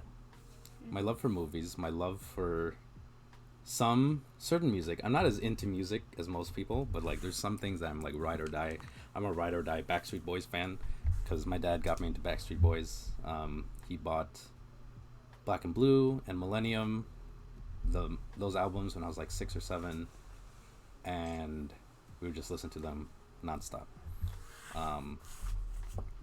But my love for movies, because I am a big movie buff. I love movies. And my dad loved movies as well. He had this huge collection of DVDs, VHS tapes of just like different movies. We would always watch movies at home, at the theaters, and that's definitely I think where I got that from. There was one time. When was the Longest Yard came out in 2005? Okay, there was one day he took me to the theaters to see Star Wars Episode 3, Revenge of the Sith. So we watched that in theaters. But one of the things we used to do together. One of the things we used to do together is we used to hop movies a lot. So he was one of those lawmakers turned lawbreakers. So we went to watch. It was the theater on Western. It's like down the street from Puzzle Box. Near we've been there. The one down the street, literally down the street, next to Target. Oh, your Century. No, no. What? I forgot what it is now. I think it's Century. We went to that one. We watched Revenge of the Sith. Then we hopped to watch Longest Yard, and there were like 2 other movies that we tried to watch. I think we managed to watch 3 full movies in a day, and we were in the middle of the 4th one when I think one of the employees came and they told us we had to leave because they noticed us we kept hopping movies. So since then we played it straight and we didn't hop movies anymore. But that was one of my favorite that was one of my favorite memories with my dad. Just because we used to do that all the time. We would hop movies all the time. Back then I didn't know it was Wrong. illegal. But now I do. So yeah. What was it? Huh? Is it? It's technically stealing. Or they could throw trespassing in it if they wanted, if they really wanted to. But I mean, they just kicked us out, so whatever. What else? Let me take a pause. Let me talk about the charities again really quick because it's been a little while. So just to remind everyone, we are at, oh my god, I haven't even looked at the total. Where are we? But we are at $220 through Twitch. 220 out of 300, and plus the $10 that Keenan sent me on Venmo. So we're at 230. Thank you guys so much. I am matching $150 for both. It just went up. Who would you pay? Kevin. Oh, that bastard. Kevin, thank you so much for your donation, man. I love you, dude. Yes, plus my dad. Thank you, man. I appreciate it. So now we're at 250. We have $50 to go before we hit the goal.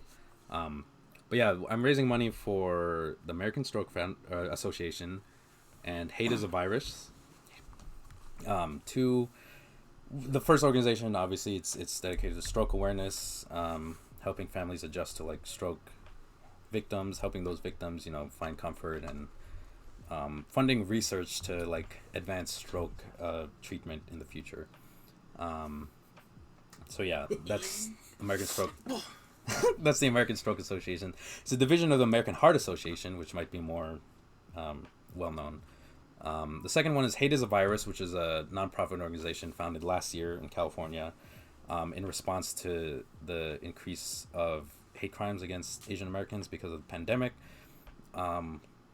So there's the wave last year with the pandemic, and then this year, I'm trying not, I said this before, I'm trying not to talk about it too much because it gets me angry, but there's just like a whole nother wave of Asian hate crimes. So they created this fund called the Community Action Fund, trying to raise $1 million for to fund API support, fund programs for the elderly, protection for the elderly, and just raise awareness for like the issues that are plaguing our Asian American community, because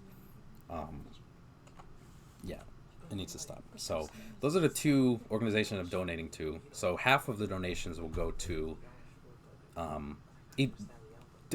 they'll both get each half of the total, whatever we raise at the end, and I will raise up to $150 for each. So I will be matching $300 total. So yeah, so that's the charity part of the charity stream. Let me go back to talking about my dad. Let me see. I think another thing is my dad instilled this collector's spirit in me. Everyone knows I love collecting. Fucking nerd. Should we look at his room? Yeah, real quick? bring it. I love collecting things.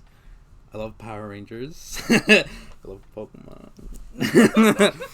I love Digimon. Show them this wall. No. Okay, fine. There's my pop collection. I can't move this that much. I have a lot of I collect a lot. I only collect a lot. I blame my dad because he was the one he was the first person I saw in my life that kept spending his money on stupid stuff. That's where I got it from. So don't get mad at me anymore. You're still doing it. Yeah. My dad collected DVDs. He collected. Hold on. There's a whole set next to him. I'm pulling this out of the laundry.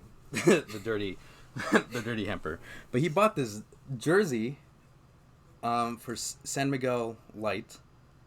That has his name on it. This used to be his, and I wear it now. So he would spend money on stupid stuff like this. He was never. I thought that he used to play basketball, but he didn't. He just bought that. Or he did play basketball, just not like that. So yeah, he would always. So he was. I think the most irrelevant memory I have, actually, it was the video. It was a video of when we showed my dad at Christmas, 2019. Yeah. One of the Christmases, I used to be really into I'm still really into Toy Story, but I used to love Toy Story when I was a toddler. I had so many Toy Story toys. There was one Christmas where, like, while I was still asleep, he like cleared out the living room and set all of my Toy Story toys on the table, and he would he wrote something, I forgot what it said, but he wrote like Merry Christmas, RJ, from your toys or something like that. So it was like they were wishing me Merry Christmas. What? Oh no. Oh, and then I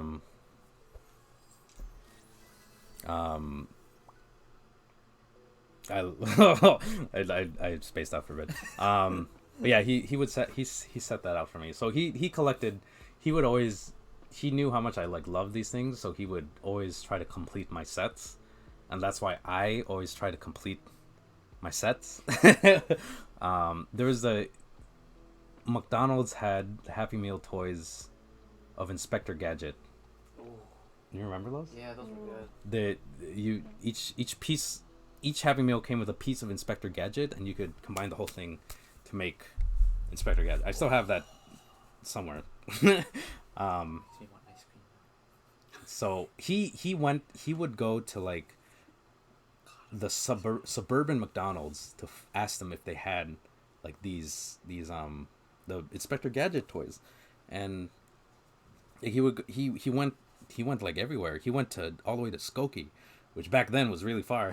Yeah. Back as a kid, that place is really. I didn't even know what Skokie was. It was just it was like a what? I was like 6 years old. I didn't know what it was like a foreign country to me. But he went all Foreign, Mateo. he went all the way there, and got me a piece of Inspector Gadget to complete my set. And then I remember Inspector Gadget had my favorite piece of him was the arm that would like extend. That was like my favorite piece. I brought it to school one time to play with it, and then I lost it. You And said you poked someone in the eye.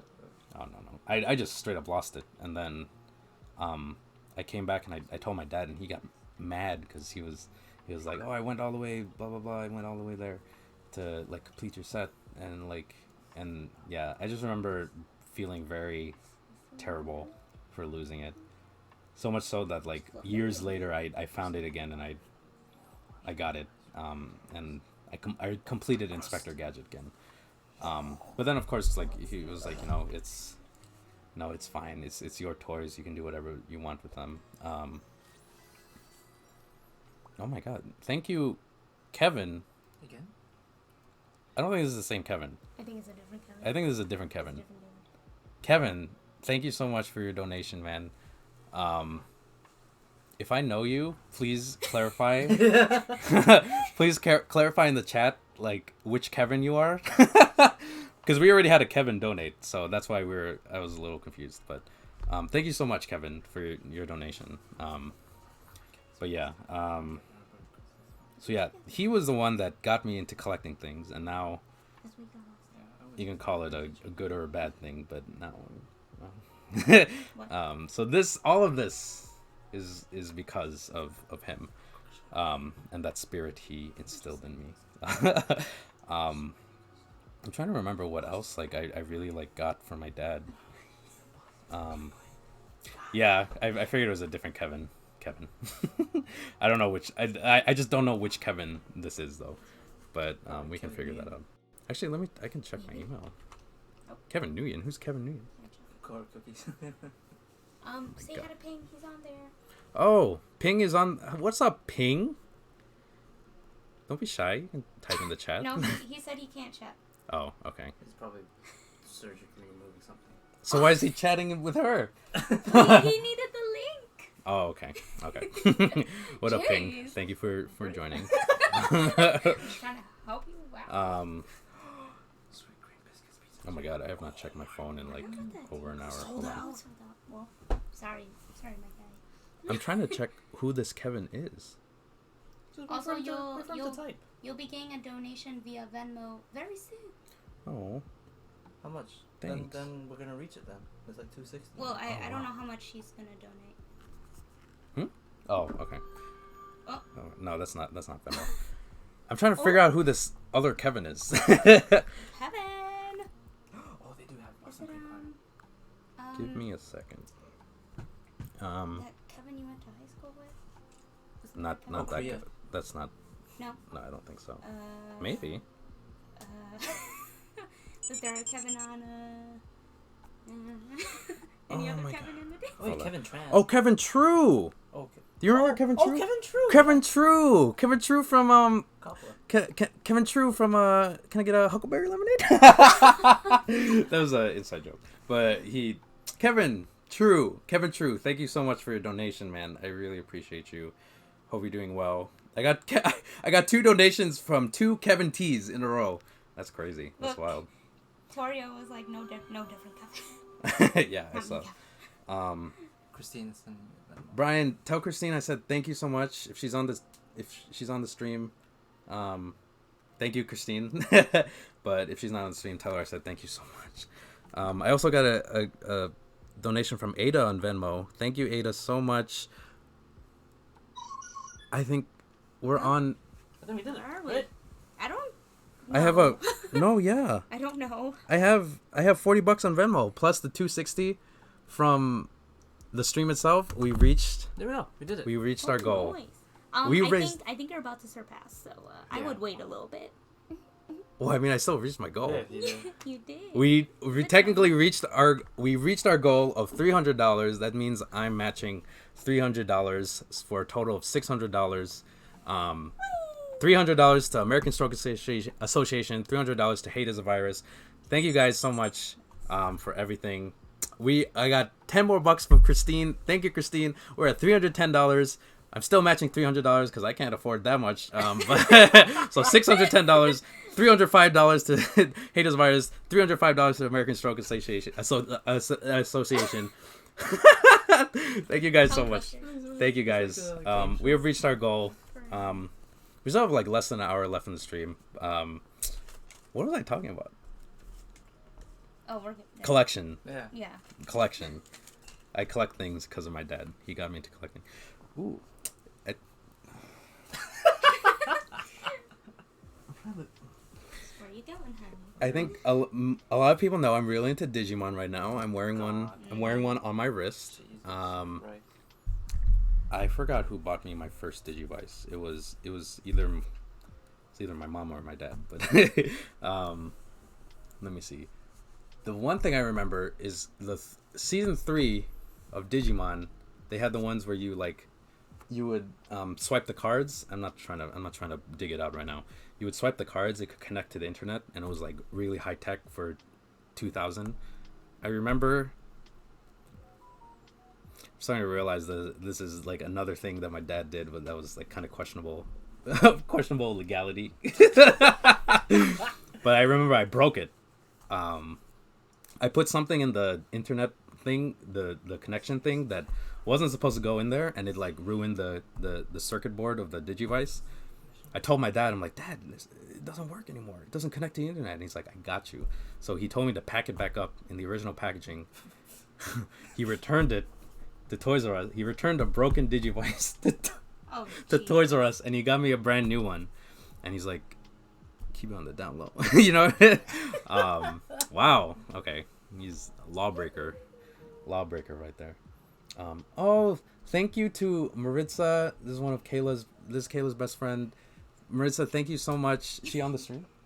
She was. I don't know if she's still there. If you're still on the stream, thank you so much for donating. She said $10 to each. Yes. So that's 20. Oh my God, 20 more dollars. Thank you so much. I really appreciate you. Yes, MJ, that's true Filipino culture. He returned a broken one and then got me a new one. I've definitely Topics for you. done that as an adult. Not broken. I don't return like broken things. Oh no, I did. I did do that once. Wait, I'm trying to remember what it was. Oh, it was like another thing I was collecting. I just broke it, and I returned it. I asked for an exchange, and I got it. Okay, so I have done that. Whoops. It's okay. It's Amazon. It's Toys R Us. It's corporations. Oh my god. Anyway, let's see. My dad also got me into Pokemon. He got me my first Pokemon game ever, Pokemon Ruby, for the Game Boy Advance. And everyone knows how much I love Pokemon, almost as much as I love Pokemon and Digimon equally. I'm just really into Digimon right now. But he got me my first Pokemon game, and that, oh man, that like opened my, that blew my mind. Pokemon Ruby back then, man, it was. Yeah, I remember he picked me up from school. Another thing he did that he wasn't supposed to do, he would use his company car to pick me up from school. So he would use company, whatever. It's corporations, man. Who cares? He worked for this place called Thillins. It's actually also on Elston, right by Puzzle Box. I think they're out of business now. But it was like an armored car service that would they would like deliver like documents and money to banks at night. So sometimes I would ride with him while he did that, and he would always pick me up because he was still working. He would always pick me up in his Dylan's car. Another thing he wasn't supposed to do. But I remember one day he picked me up from school, and he like tossed the Pokemon Ruby in my lap because I'd been asking for it for months, and then I played it right there, and that's that was the beginning of that journey. But yeah, so this is I definitely intended for the stream to be like a celebration of my dad's life achievements and like his impact on me, but I think I wanted to pivot a little bit. I'm not trying to bring the mood down, but I think it's very important that I talk about when he got sick, which was 2009.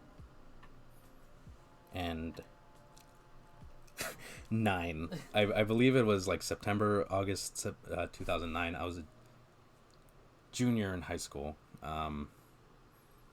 So kind of like the main struggle I've had with like my dad being sick is he had his first stroke. I remember we were at church, and he had a stroke because he volunteered for church too. He volunteered for a lot of things, but he just randomly had a stroke, and it was like out of nowhere. And I remember it was like a big deal because like my mom told me like we have to drive him to the hospital, and my mom doesn't drive, so she's like, you have to drive, and I didn't have my license. I only had my permit. Oh, my dad taught me how to drive. That's another thing.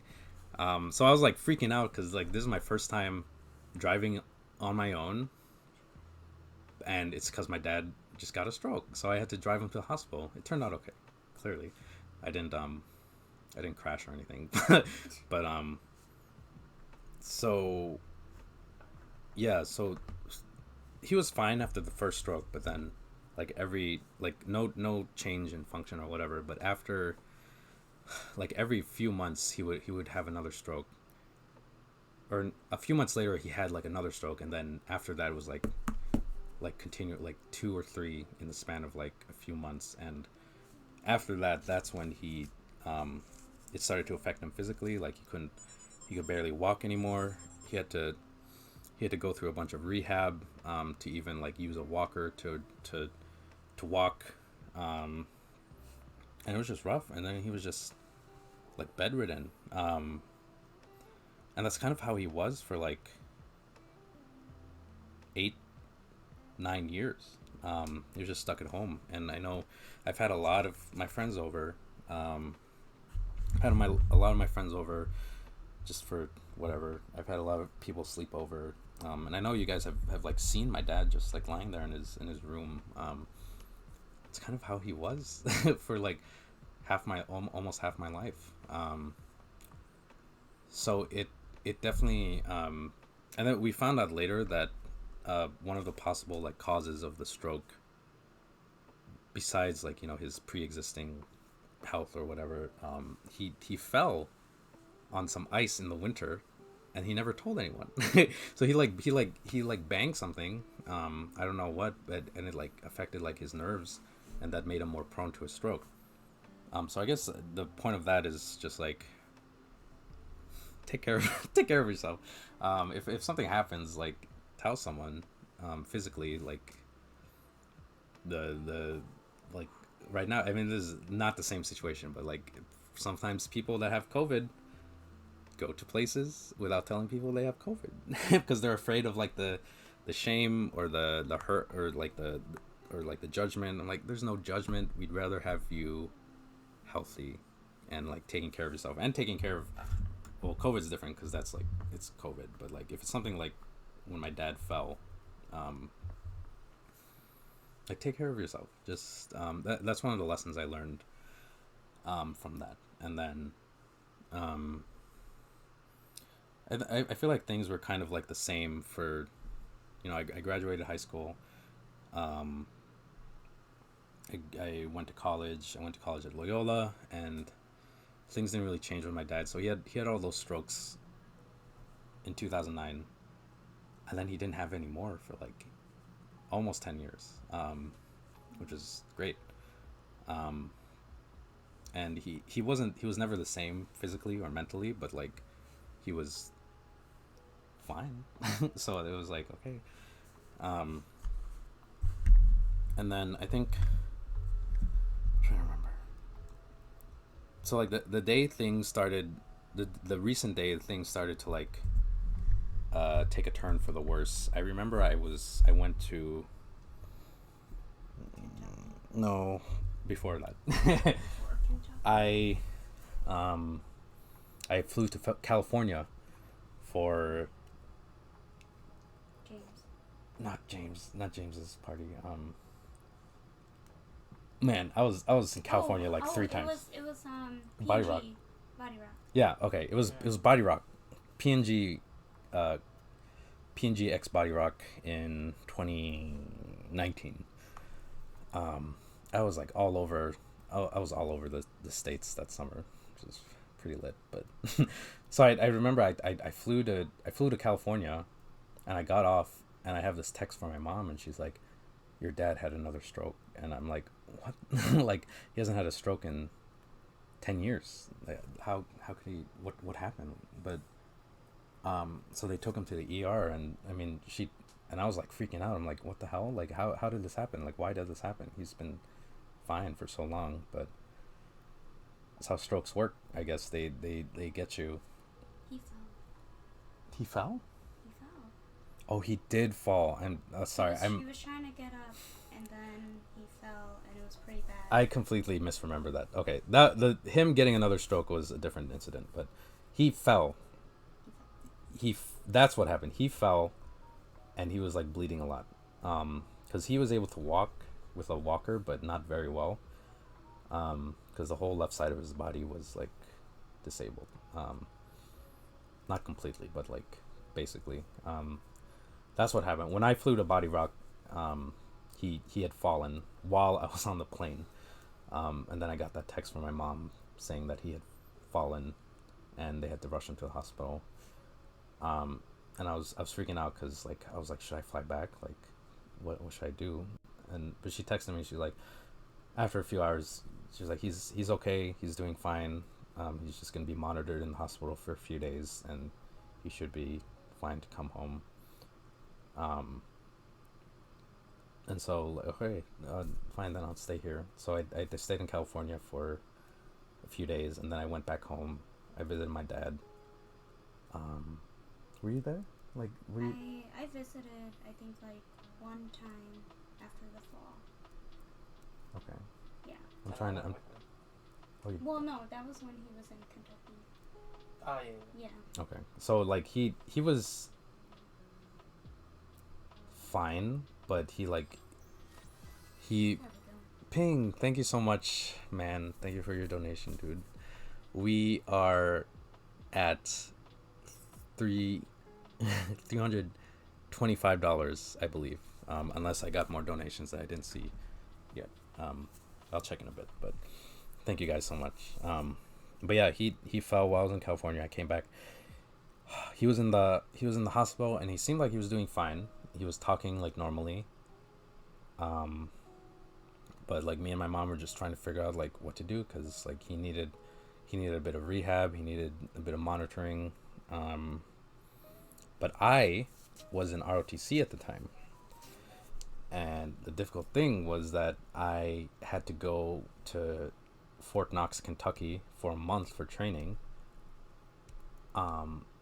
while my mom was leaving too, right? Mm-hmm. My mom was going out of the country at the same time. Oh, yeah. Her mom passed. That was oh man, this is just Yeah. this is summer. This summer was rough. Summer 2019 was rough. But my grandma on my mom's side, my mom's mom, she was getting, her condition was worsening. She's like almost 100 years old. So she had to go to the Philippines to visit her at the same time that I had to go to Kentucky for training, which means my dad was going to be all alone in the hospital / whatever facility he was in. So it was a very stressful time, and this is something I haven't really talked about to many people, besides like besides like Kayla and like Mateo and Viet and whoever, all my Eric and Caroline, like Christian Denairi. Thank you guys again. I'll get to exactly what they did, but I haven't told many people like exactly what happened that summer, but it was just literally the worst timing, so much so that I was prepared to like give up my ROTC. I was prepared to quit ROTC because I emailed them like, yo, like my dad's in the freaking hospital, like what do you, and you still want me to leave for a month, like is there any way I could like do something instead? And they're basically like, nope. You still have to go. And I'm like so there was no flexibility with the army, and like, okay. So I had to go. I had no choice. I had to go, and my mom had already left for the Philippines. It was mid-July, and I remember the day that. No, she was still here. She was? Mm-hmm. So she was here the day you left. Never mind. My mom was still here, but she was about to leave.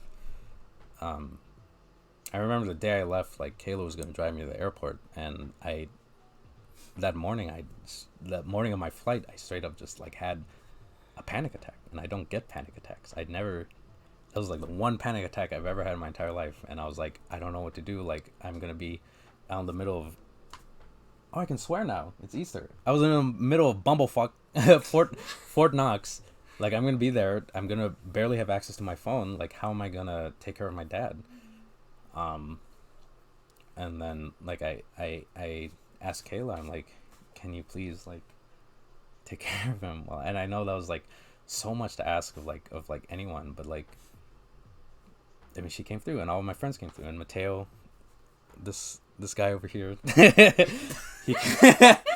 he came through, and like Christian and Viet and Eric and Caroline and whoever else was just took part in like visiting my dad and keeping him company while me and my mom were gone. Like I have so much like gratitude to you guys. I don't know if any of you guys are like in the chat, aside from Mateo, but like, thank you guys. Thank you for just being there for him while I was gone. So like I flew to Fort Knox, and like bang bang shoot, like I have to focus now on this. So like but I had access to my phone every now and then. I would check in with Kayla like as much as I could, like, how's my dad doing, blah blah blah, and she's like, oh, he's fine, he's doing okay, he's stable. Like, I visited him today, Mateo visited him today, I went with Eric and Caroline, I went with all these people, and like I was like, okay, he's okay. When I come back home, we're gonna bring him back home, and then it'll be fine. It's fine. And then there was a field exercise that we did. So this is where I was in the middle of the woods for like 2 weeks. So I could barely, we weren't supposed to have our phones. I had my phone, but like I could only go in it like at certain times when the higher ups couldn't like see me. But then one of the captains came up to me, and he's like, I have to talk to you. And like, this is like a hard ass captain, and he's like, he brought me aside, and he's like, you have an emergency call from this girl named Kayla. I'm like, yeah, what happened? And so I was able to, it was like an emergency call I was able to make on his phone. And this was like, this was like 3 or 4 weeks into my training. I was like 1 week from coming home. And then Kayla calls me through the emergency line, because my dad had another stroke. He had another stroke. He was just so positive, or as positive as he could be, like during his like rehab and like his care. And then all of a sudden he just had another stroke randomly, and all of a sudden he couldn't talk at all. He could barely like do anything. And like it was just so like I was like, how could this happen? Like he had 6 strokes when I was in high school, and the worst that happened was that he could barely just walk anymore, but he could still like talk, he could still think, he could still do. He was still like mostly normal. But then he has his first stroke in like 10 years, and it like completely destroyed his ability to talk. I found out later that that condition is called aphasia, because I was just like researching.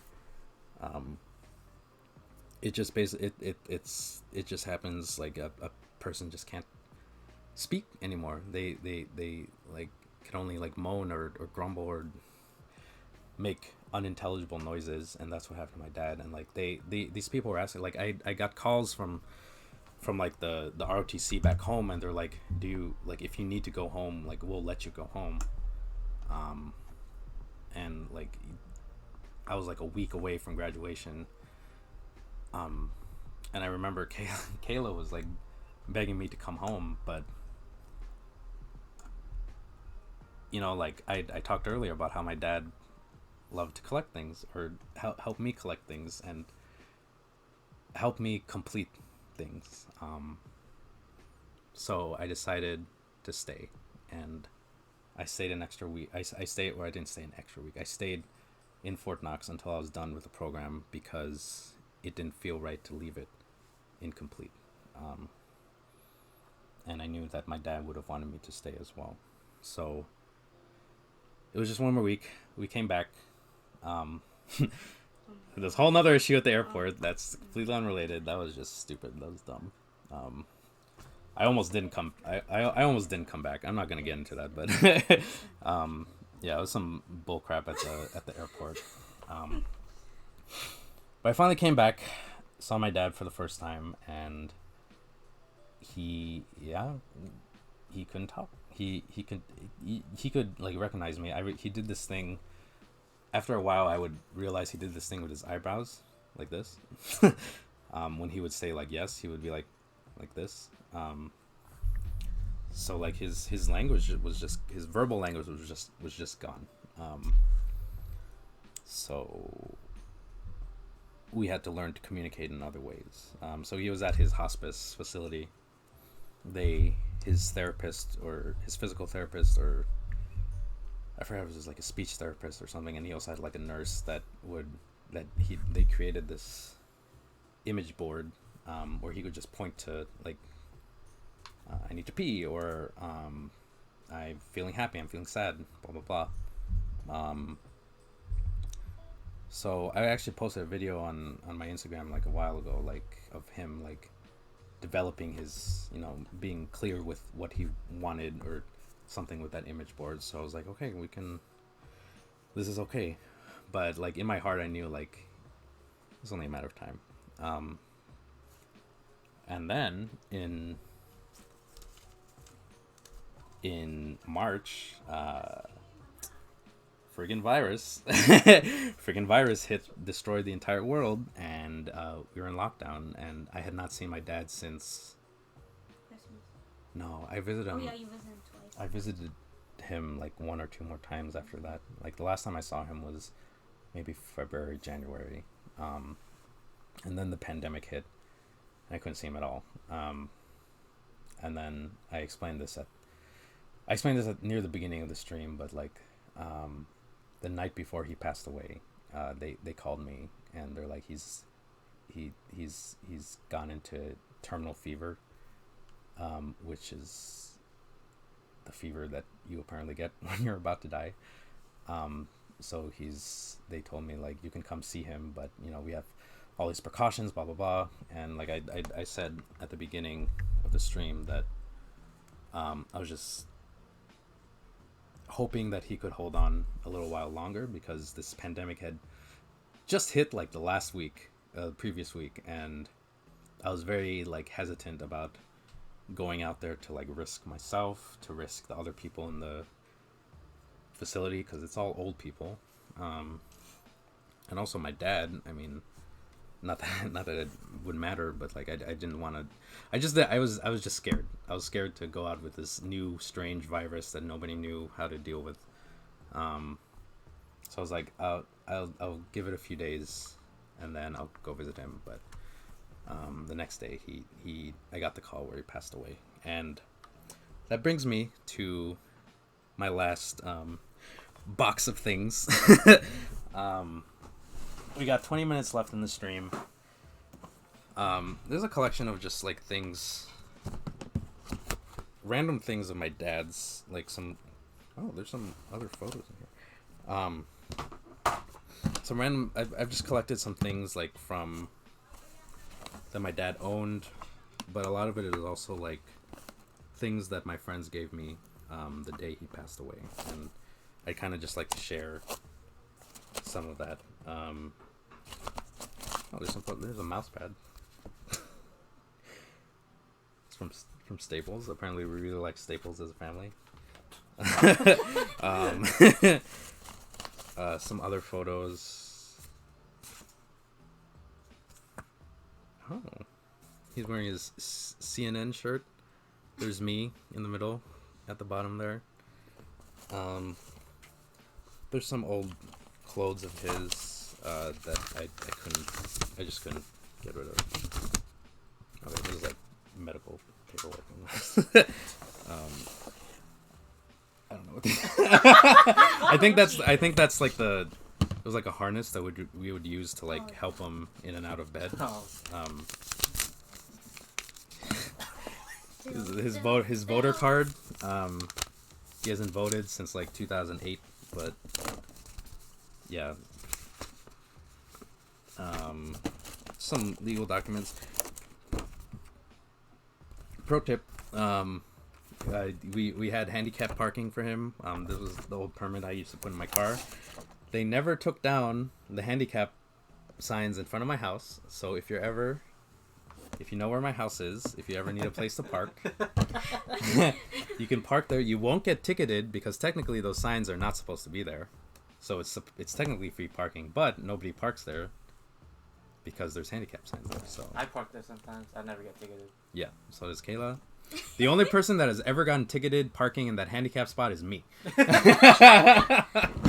Literally, I had to. I mean, it's fine. I didn't pay it, but they got rid of it. But pro tip,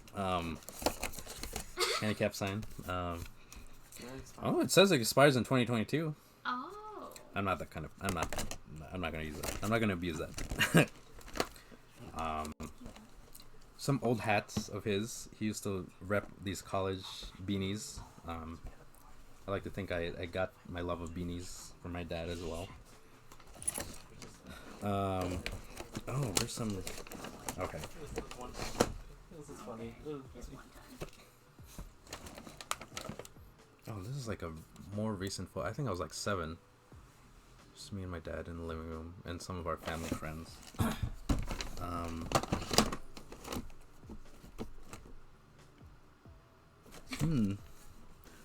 I forgot what I put in here. I think this was in like Florida. I'm wearing a sombrero. This was one of my birthdays. It's my dad right there with his big ass camcorder. Yeah, what else? What is this?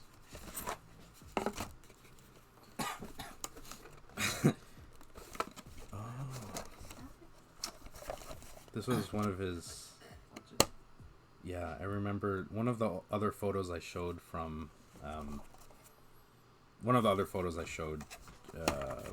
I saw that watch and I'm like, I feel like I still have that watch, and I did. I put it in this box. So this was his favorite watch. I remember I would always try to wear it when I was a kid, but it was too big for my wrist back then. Yeah. Probably can. Pretty sure it's been out of battery for like years, but For style. Like maybe like fancy occasions or something. yeah, actually. Oh, we could definitely.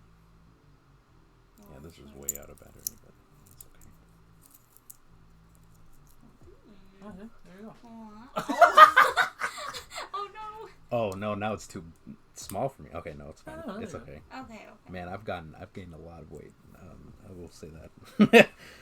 It's my dad's watch. There you go. Maybe like fancy occasions. Right? I'll wear it to Daniel's wedding. I'll wear it to Daniel's reception for his wedding. How about that? Remind me to do that because I'm probably gonna forget. I'll make a reminder.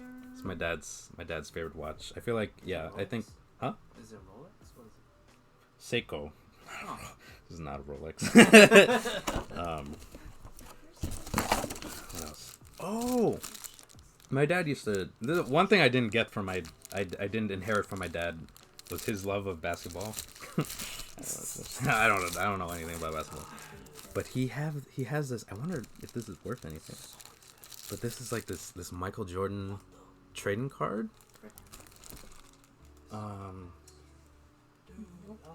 This is like this isn't like a straight up protector and everything. It's like super. I wonder if I can get it like graded or whatever. But he had this Michael Jordan trading card. I don't remember. I'm trying to see what else.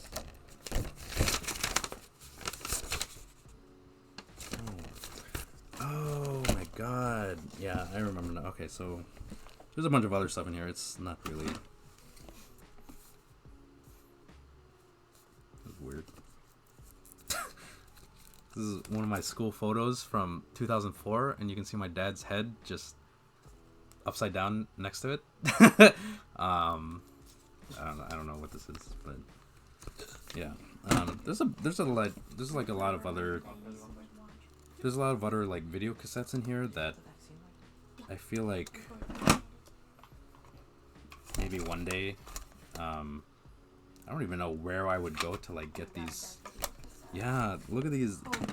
Oh, there's some like audio cassettes here. These are like my dad made this for my mom. It's called Radio Delilah, I think. No, she did not make it for my mom. Delilah was a radio host. It was like our favorite radio program. I forgot what channel. I don't even know if she's still alive. But yeah, he used to record.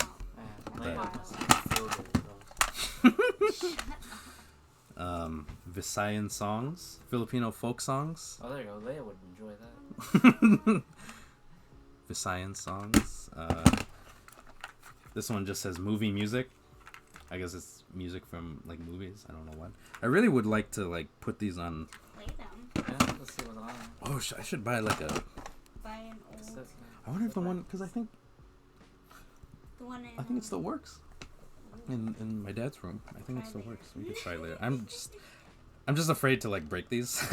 I don't know if I'm trying to remember if I like still know how to rewind and use these. I think I do, but I'm just scared. So, but yeah. Anyway, that was more reminiscing. But back to like present day, or like back to last year, 1 year ago when my dad passed away. Like it was like I let my friends know, and it just like it like blew up. And like I was getting calls, and like I think I got like even during the pandemic, like I think like 4 people came to visit me. Kayla of course came. Chancey as well? Yes. So I think the first person was Viet.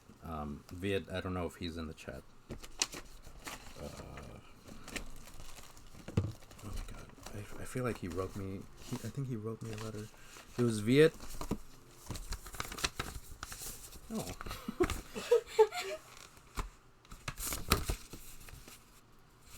Okay, this one. Oh, yikes. So this. Okay, so I think Viet was the first one to visit me. I'm trying to find his letter. I'm not gonna read it because this is very private. But he wrote me a letter. He also gave me this this necklace that someone gave him when his friend passed away as well.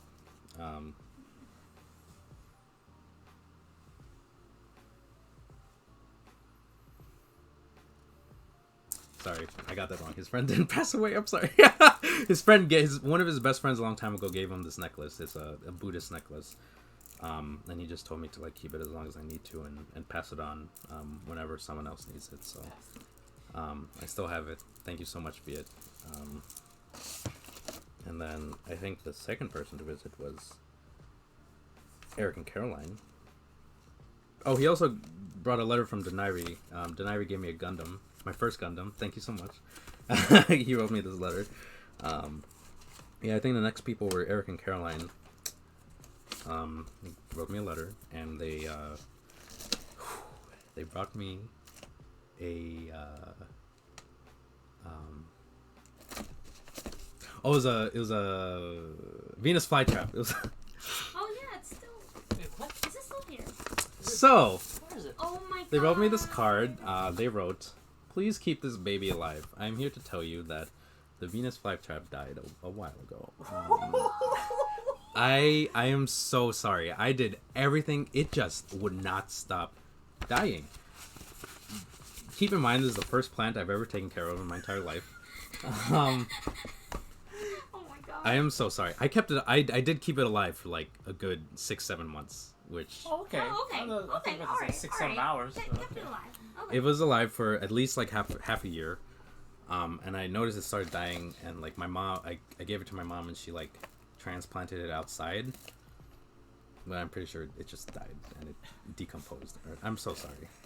But Jesus. thank you so much, Eric and Caroline, for my first and maybe last plant, because I don't think I can take care of that. Now can you get the little tag, the one that Chancey made me? Wait, It's an orange Can one. you help me? wait, he's here.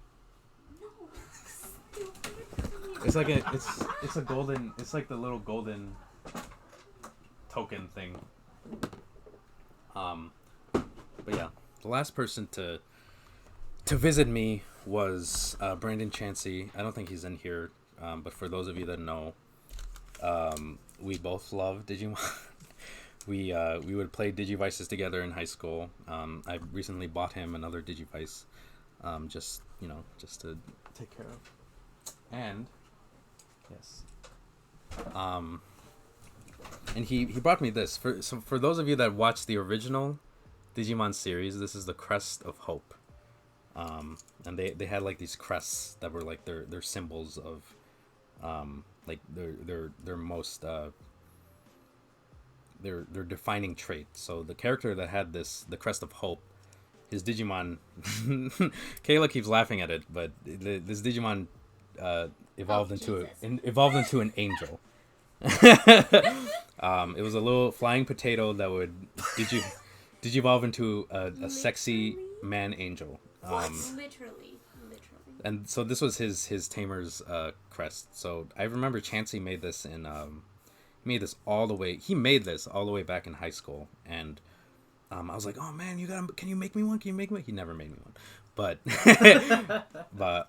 the day my dad passed away, Chancey visited because he was in town, and he gave me this crest, the Crest of Hope. So thank you so much, Brandon.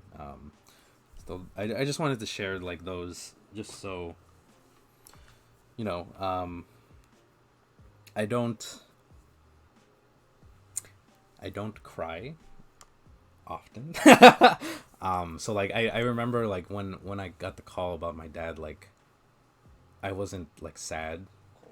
I just felt very like numb, I guess. And I mean now we're getting to why you're here. I think I just wanted to like if you had any words like when your father passed away, like if you had any you can come to Oh, Go show your face. right. I forgot. Okay. like if you had any like your experience with you just go right here. Like if you're willing to share some of your experience from when your father passed away as well. Whew, wow. He passed away, 2015? So 6 years ago. Yeah, it was a shock for me, because, like, I literally was about to go to class, and then I just get a call from my grandma. Like, she was, like, crying and saying that, like oh, he was, like, getting, like, his face is all bloody. I was, like, so confused and so dazed of, like, what was going on. Like, it didn't really hit me. I was like, wait, what happened? And then, like, she just got into details of how he died and stuff.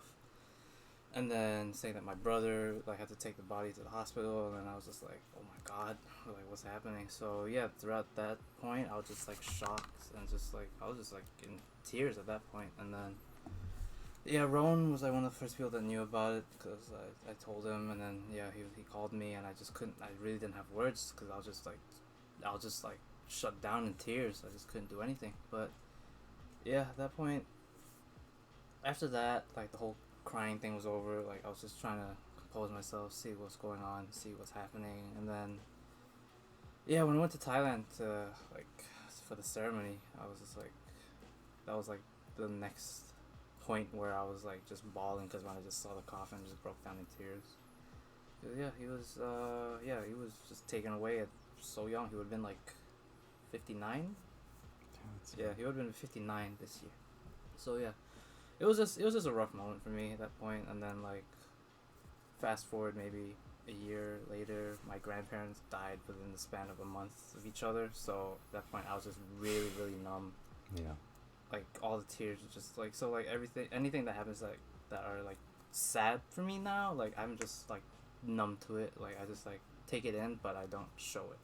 It's just to the point where I'm just like, okay, you know, like I guess this is what I have to deal with now. So yeah, that was just my experiences with like death itself, especially towards my dad as well. It was just like a huge shock, you know, because that just came out of nowhere. So yeah. Yeah, I think I know what you're talking about. I feel like becoming numb to everything is something that I learned when my dad first got sick. Yeah. Because back then I thought he was gonna die. I thought he was, but then he ended up living for 10 more years, which is, I always saw it as like a blessing, but also a curse because like he was trapped in this body that wouldn't let him do what he wanted to do, which was just like be normal and like exist normally and like work and play and go to the movies with his son or whatever. I think back then, like I was kind of forced pretty hard and fast into the role of man of the house. But I was a teenager, I was like, should I find a job? Like should I help with the bills or whatever? And my mom was adamant, like, no, you go to school, you graduate, you get your degree, and then later you work. You work for yourself, and don't worry about me and your dad. But like, how could I not? How could I not worry? Like, you know, but like it was just a very conflicting like 10 years after he got sick, like wanting to live my life but also feeling like that guilt of not spending as much time with like my dad as I could have and should have. And like, but in order to like get past that and live my life like my mom and my dad wanted me to, I became numb. Like Mateo said, like I just became numb to like everything. And like death is just so death is just so like, it's so, death is everywhere. I joke about death a lot.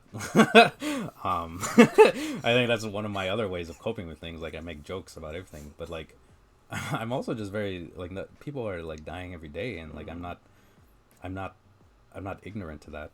Especially being in the army, like I have to be prepared to, like, people I work with, I have to be prepared to maybe one day they're just gonna die doing their job. So it's definitely, that numbness is definitely something I developed and felt. And the day I got the call that he passed away, I was numb, and it was just like this. I didn't feel it. I didn't feel anything, except until like later. You know, this is the 5 stages of grief. I was in denial at first. Not denial as in like, no, he's still alive. Like, obviously, I wasn't like that, but it was denial, like, of my true emotions of like how I felt about him passing away, which was sadness. And I just felt a lot of guilt for like not seeing him on that last night, not being more present in his life after he got sick, because I was so busy with like school and extracurriculars and dance and whatever. But like, as time went on, and I mean, I don't know if you've also been through this like after your dad passed away, but like as time went on, like I learned to opened my heart more to just that grief, to like accept the grief. Not like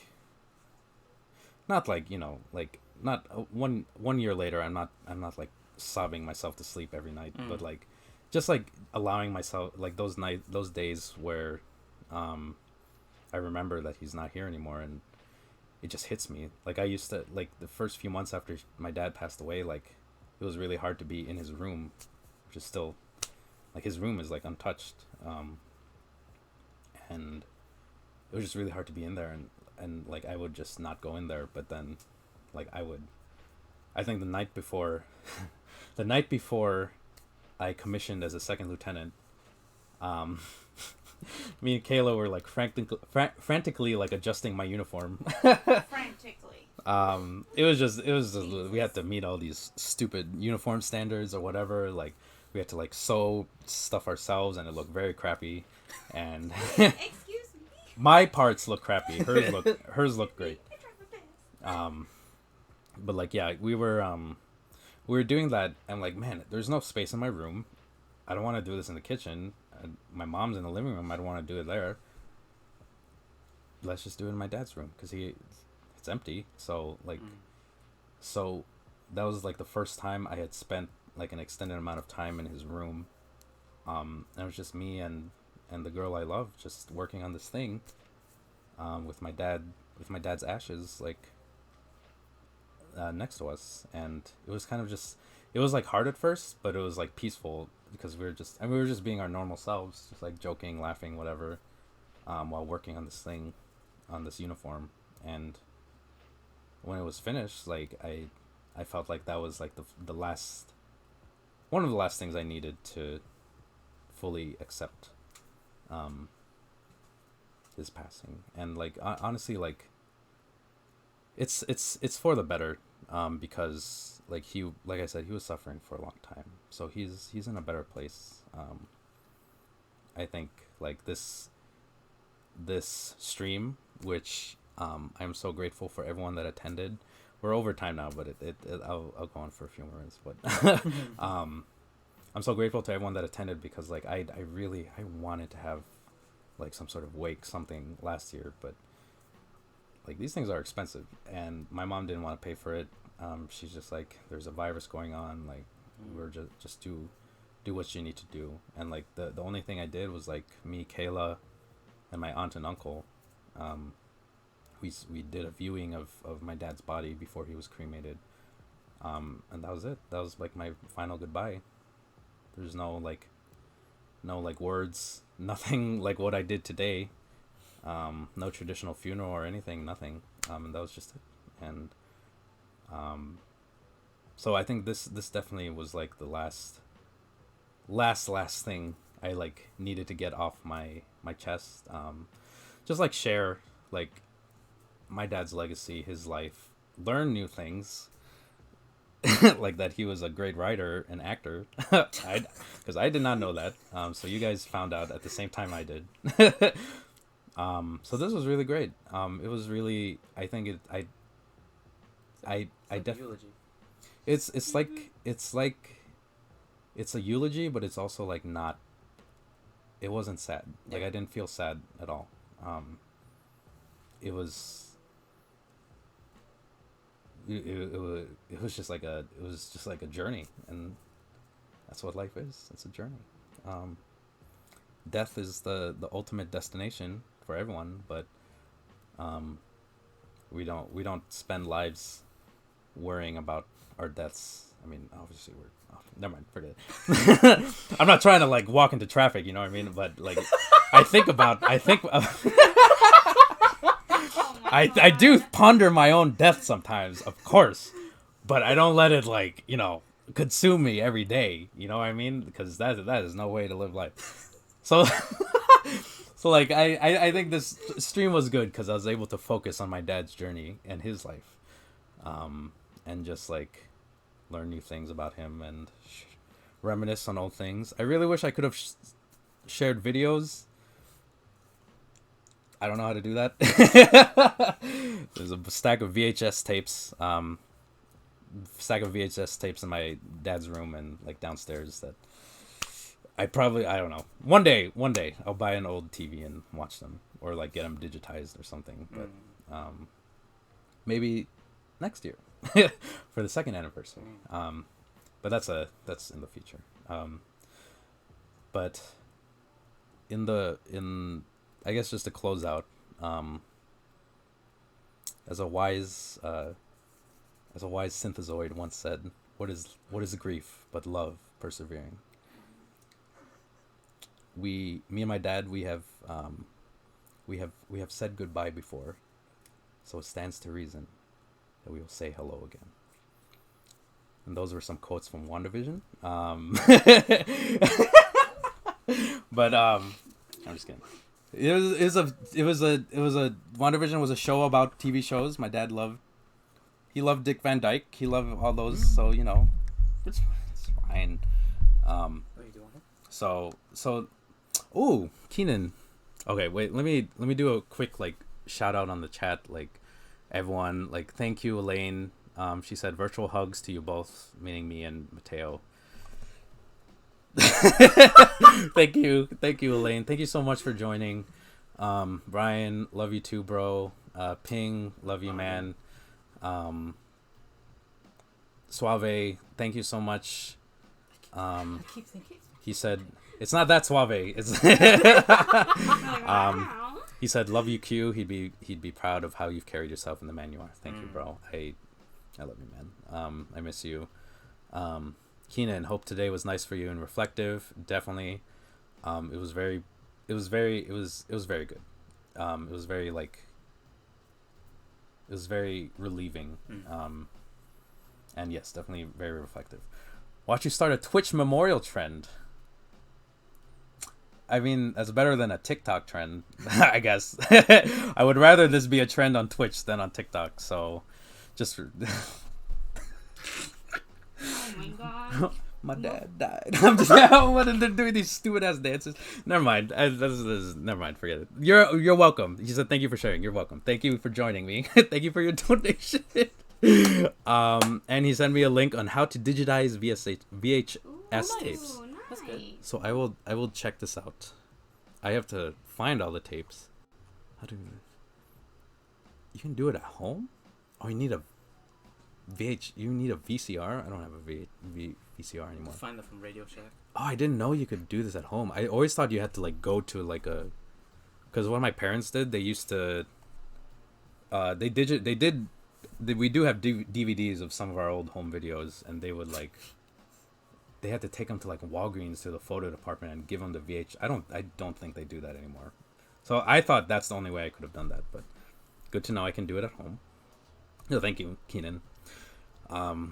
Yes, I'm very goofy. Thank you. Elaine, thank you for sharing all this. Honored to be a part of the journey tonight. Thank you, Elaine, for joining. I'm honored to be a part of your journey, and thank you so much for your support. We're trying to get some ice cream after this, so so I think just to close out, one last thing with the charity stream. Let me double check my phone. Last time You want to hold on to it? I will. 1 second. I've warmed him up. So That sounds I literally... Grace. Oh, that's who I was referring to earlier. Oh, Grace donated. Oh, Grace? Grace from New York. Oh. Thank you so much. I don't know if you're still on the stream, but thank you so much. This was 50 minutes ago. You're probably not on the stream. But thank you so much. Thank you so much for your donation. So on Venmo we have 40, 50, 60. $60 from Venmo plus $285 from the stream itself. That's a total of $345 from your donations plus $300 from my own pockets. So that's $645. I'm good with words, not with numbers. That's $645 total. That's going to be split up between the American Stroke Association and Hate is a Virus. Thank you guys so much. I'm going to be posting more information about those in the well, mostly about. I mean, American Stroke Association is very straightforward, but Hate is a Virus, I feel like, is newer. I do want to share more like resources about them. They did a collab recently with my favorite YouTube channel, Watcher. They did like a panel on like the Asian hate crimes, so I'd love to share that on the Facebook event later. So I'll do that. But we've raised $645 total. Thank you so much, guys. I think I'm gonna close it out there, but we're It's heavy. Please be careful. I just want to. Oh God, Jesus, this is heavy. I told Here's my dad. What did he eat? you. Here's my dad. Here's his ashes. So I guess this is just like our farewell to the stream. If you guys want to just offer your hugs and prayers and farewells to my dad as well, as he's completing his first year in heaven. So I know if he were here today, he'd be very grateful for you guys and like. Oh, he's getting lit up there. He spent his life in service, as you can tell from like all the different organizations he volunteered for, and just like when he volunteered for like my school and just like everything, like he spent his life in service, and I could only hope to do like a fraction of what he did, and just be in service to the world. So he'd definitely be grateful for all of you guys and your generosity tonight. This is a lot of money. It's all going to a good cause. So thank you guys so much. Thank you for joining. Brian said, "Praise to Mr. Quinain. Thank you for sharing, and thanks for being amazing, bro." Thank you for being amazing. I love you, bro. Thank you for joining. Thank you for staying all this time. It's been like 3 hours. Oh God, yeah, he was here from the beginning. Jesus Christ. Thank you so much. Thank you guys. If you're here for 5 minutes or 3 hours, thank you. I know my dad would be grateful as well. So, much love and support. Thank you, Brian. I got you too, whenever you need. So, we're gonna get Jenny's right now. So, peace out. Happy Easter. Happy anniversary. Happy heaven. Is there a term? Is there like a I don't want to say death anniversary. Happy anniversary in heaven. Happy. Isn't it happy Passover? Happy heaven anniversary. Passover is not is not at all relevant to this. Happy anniversary in paradise to my dad. I'll go with Urban that. Paradise. There you go. Urban paradise. No. No. Oh Anyway. my God. So yeah. Thank you guys so much. Thank you. Have a good night. Have a happy Easter, and enjoy the rest of your night. If you're playing Fortnite later, I'll be on. Yeah. Peace out, y'all. If you want to go to Jenny's after, let me know. Just we'll go. Yeah. Okay. Peace out. There. Thank you guys. Love you all.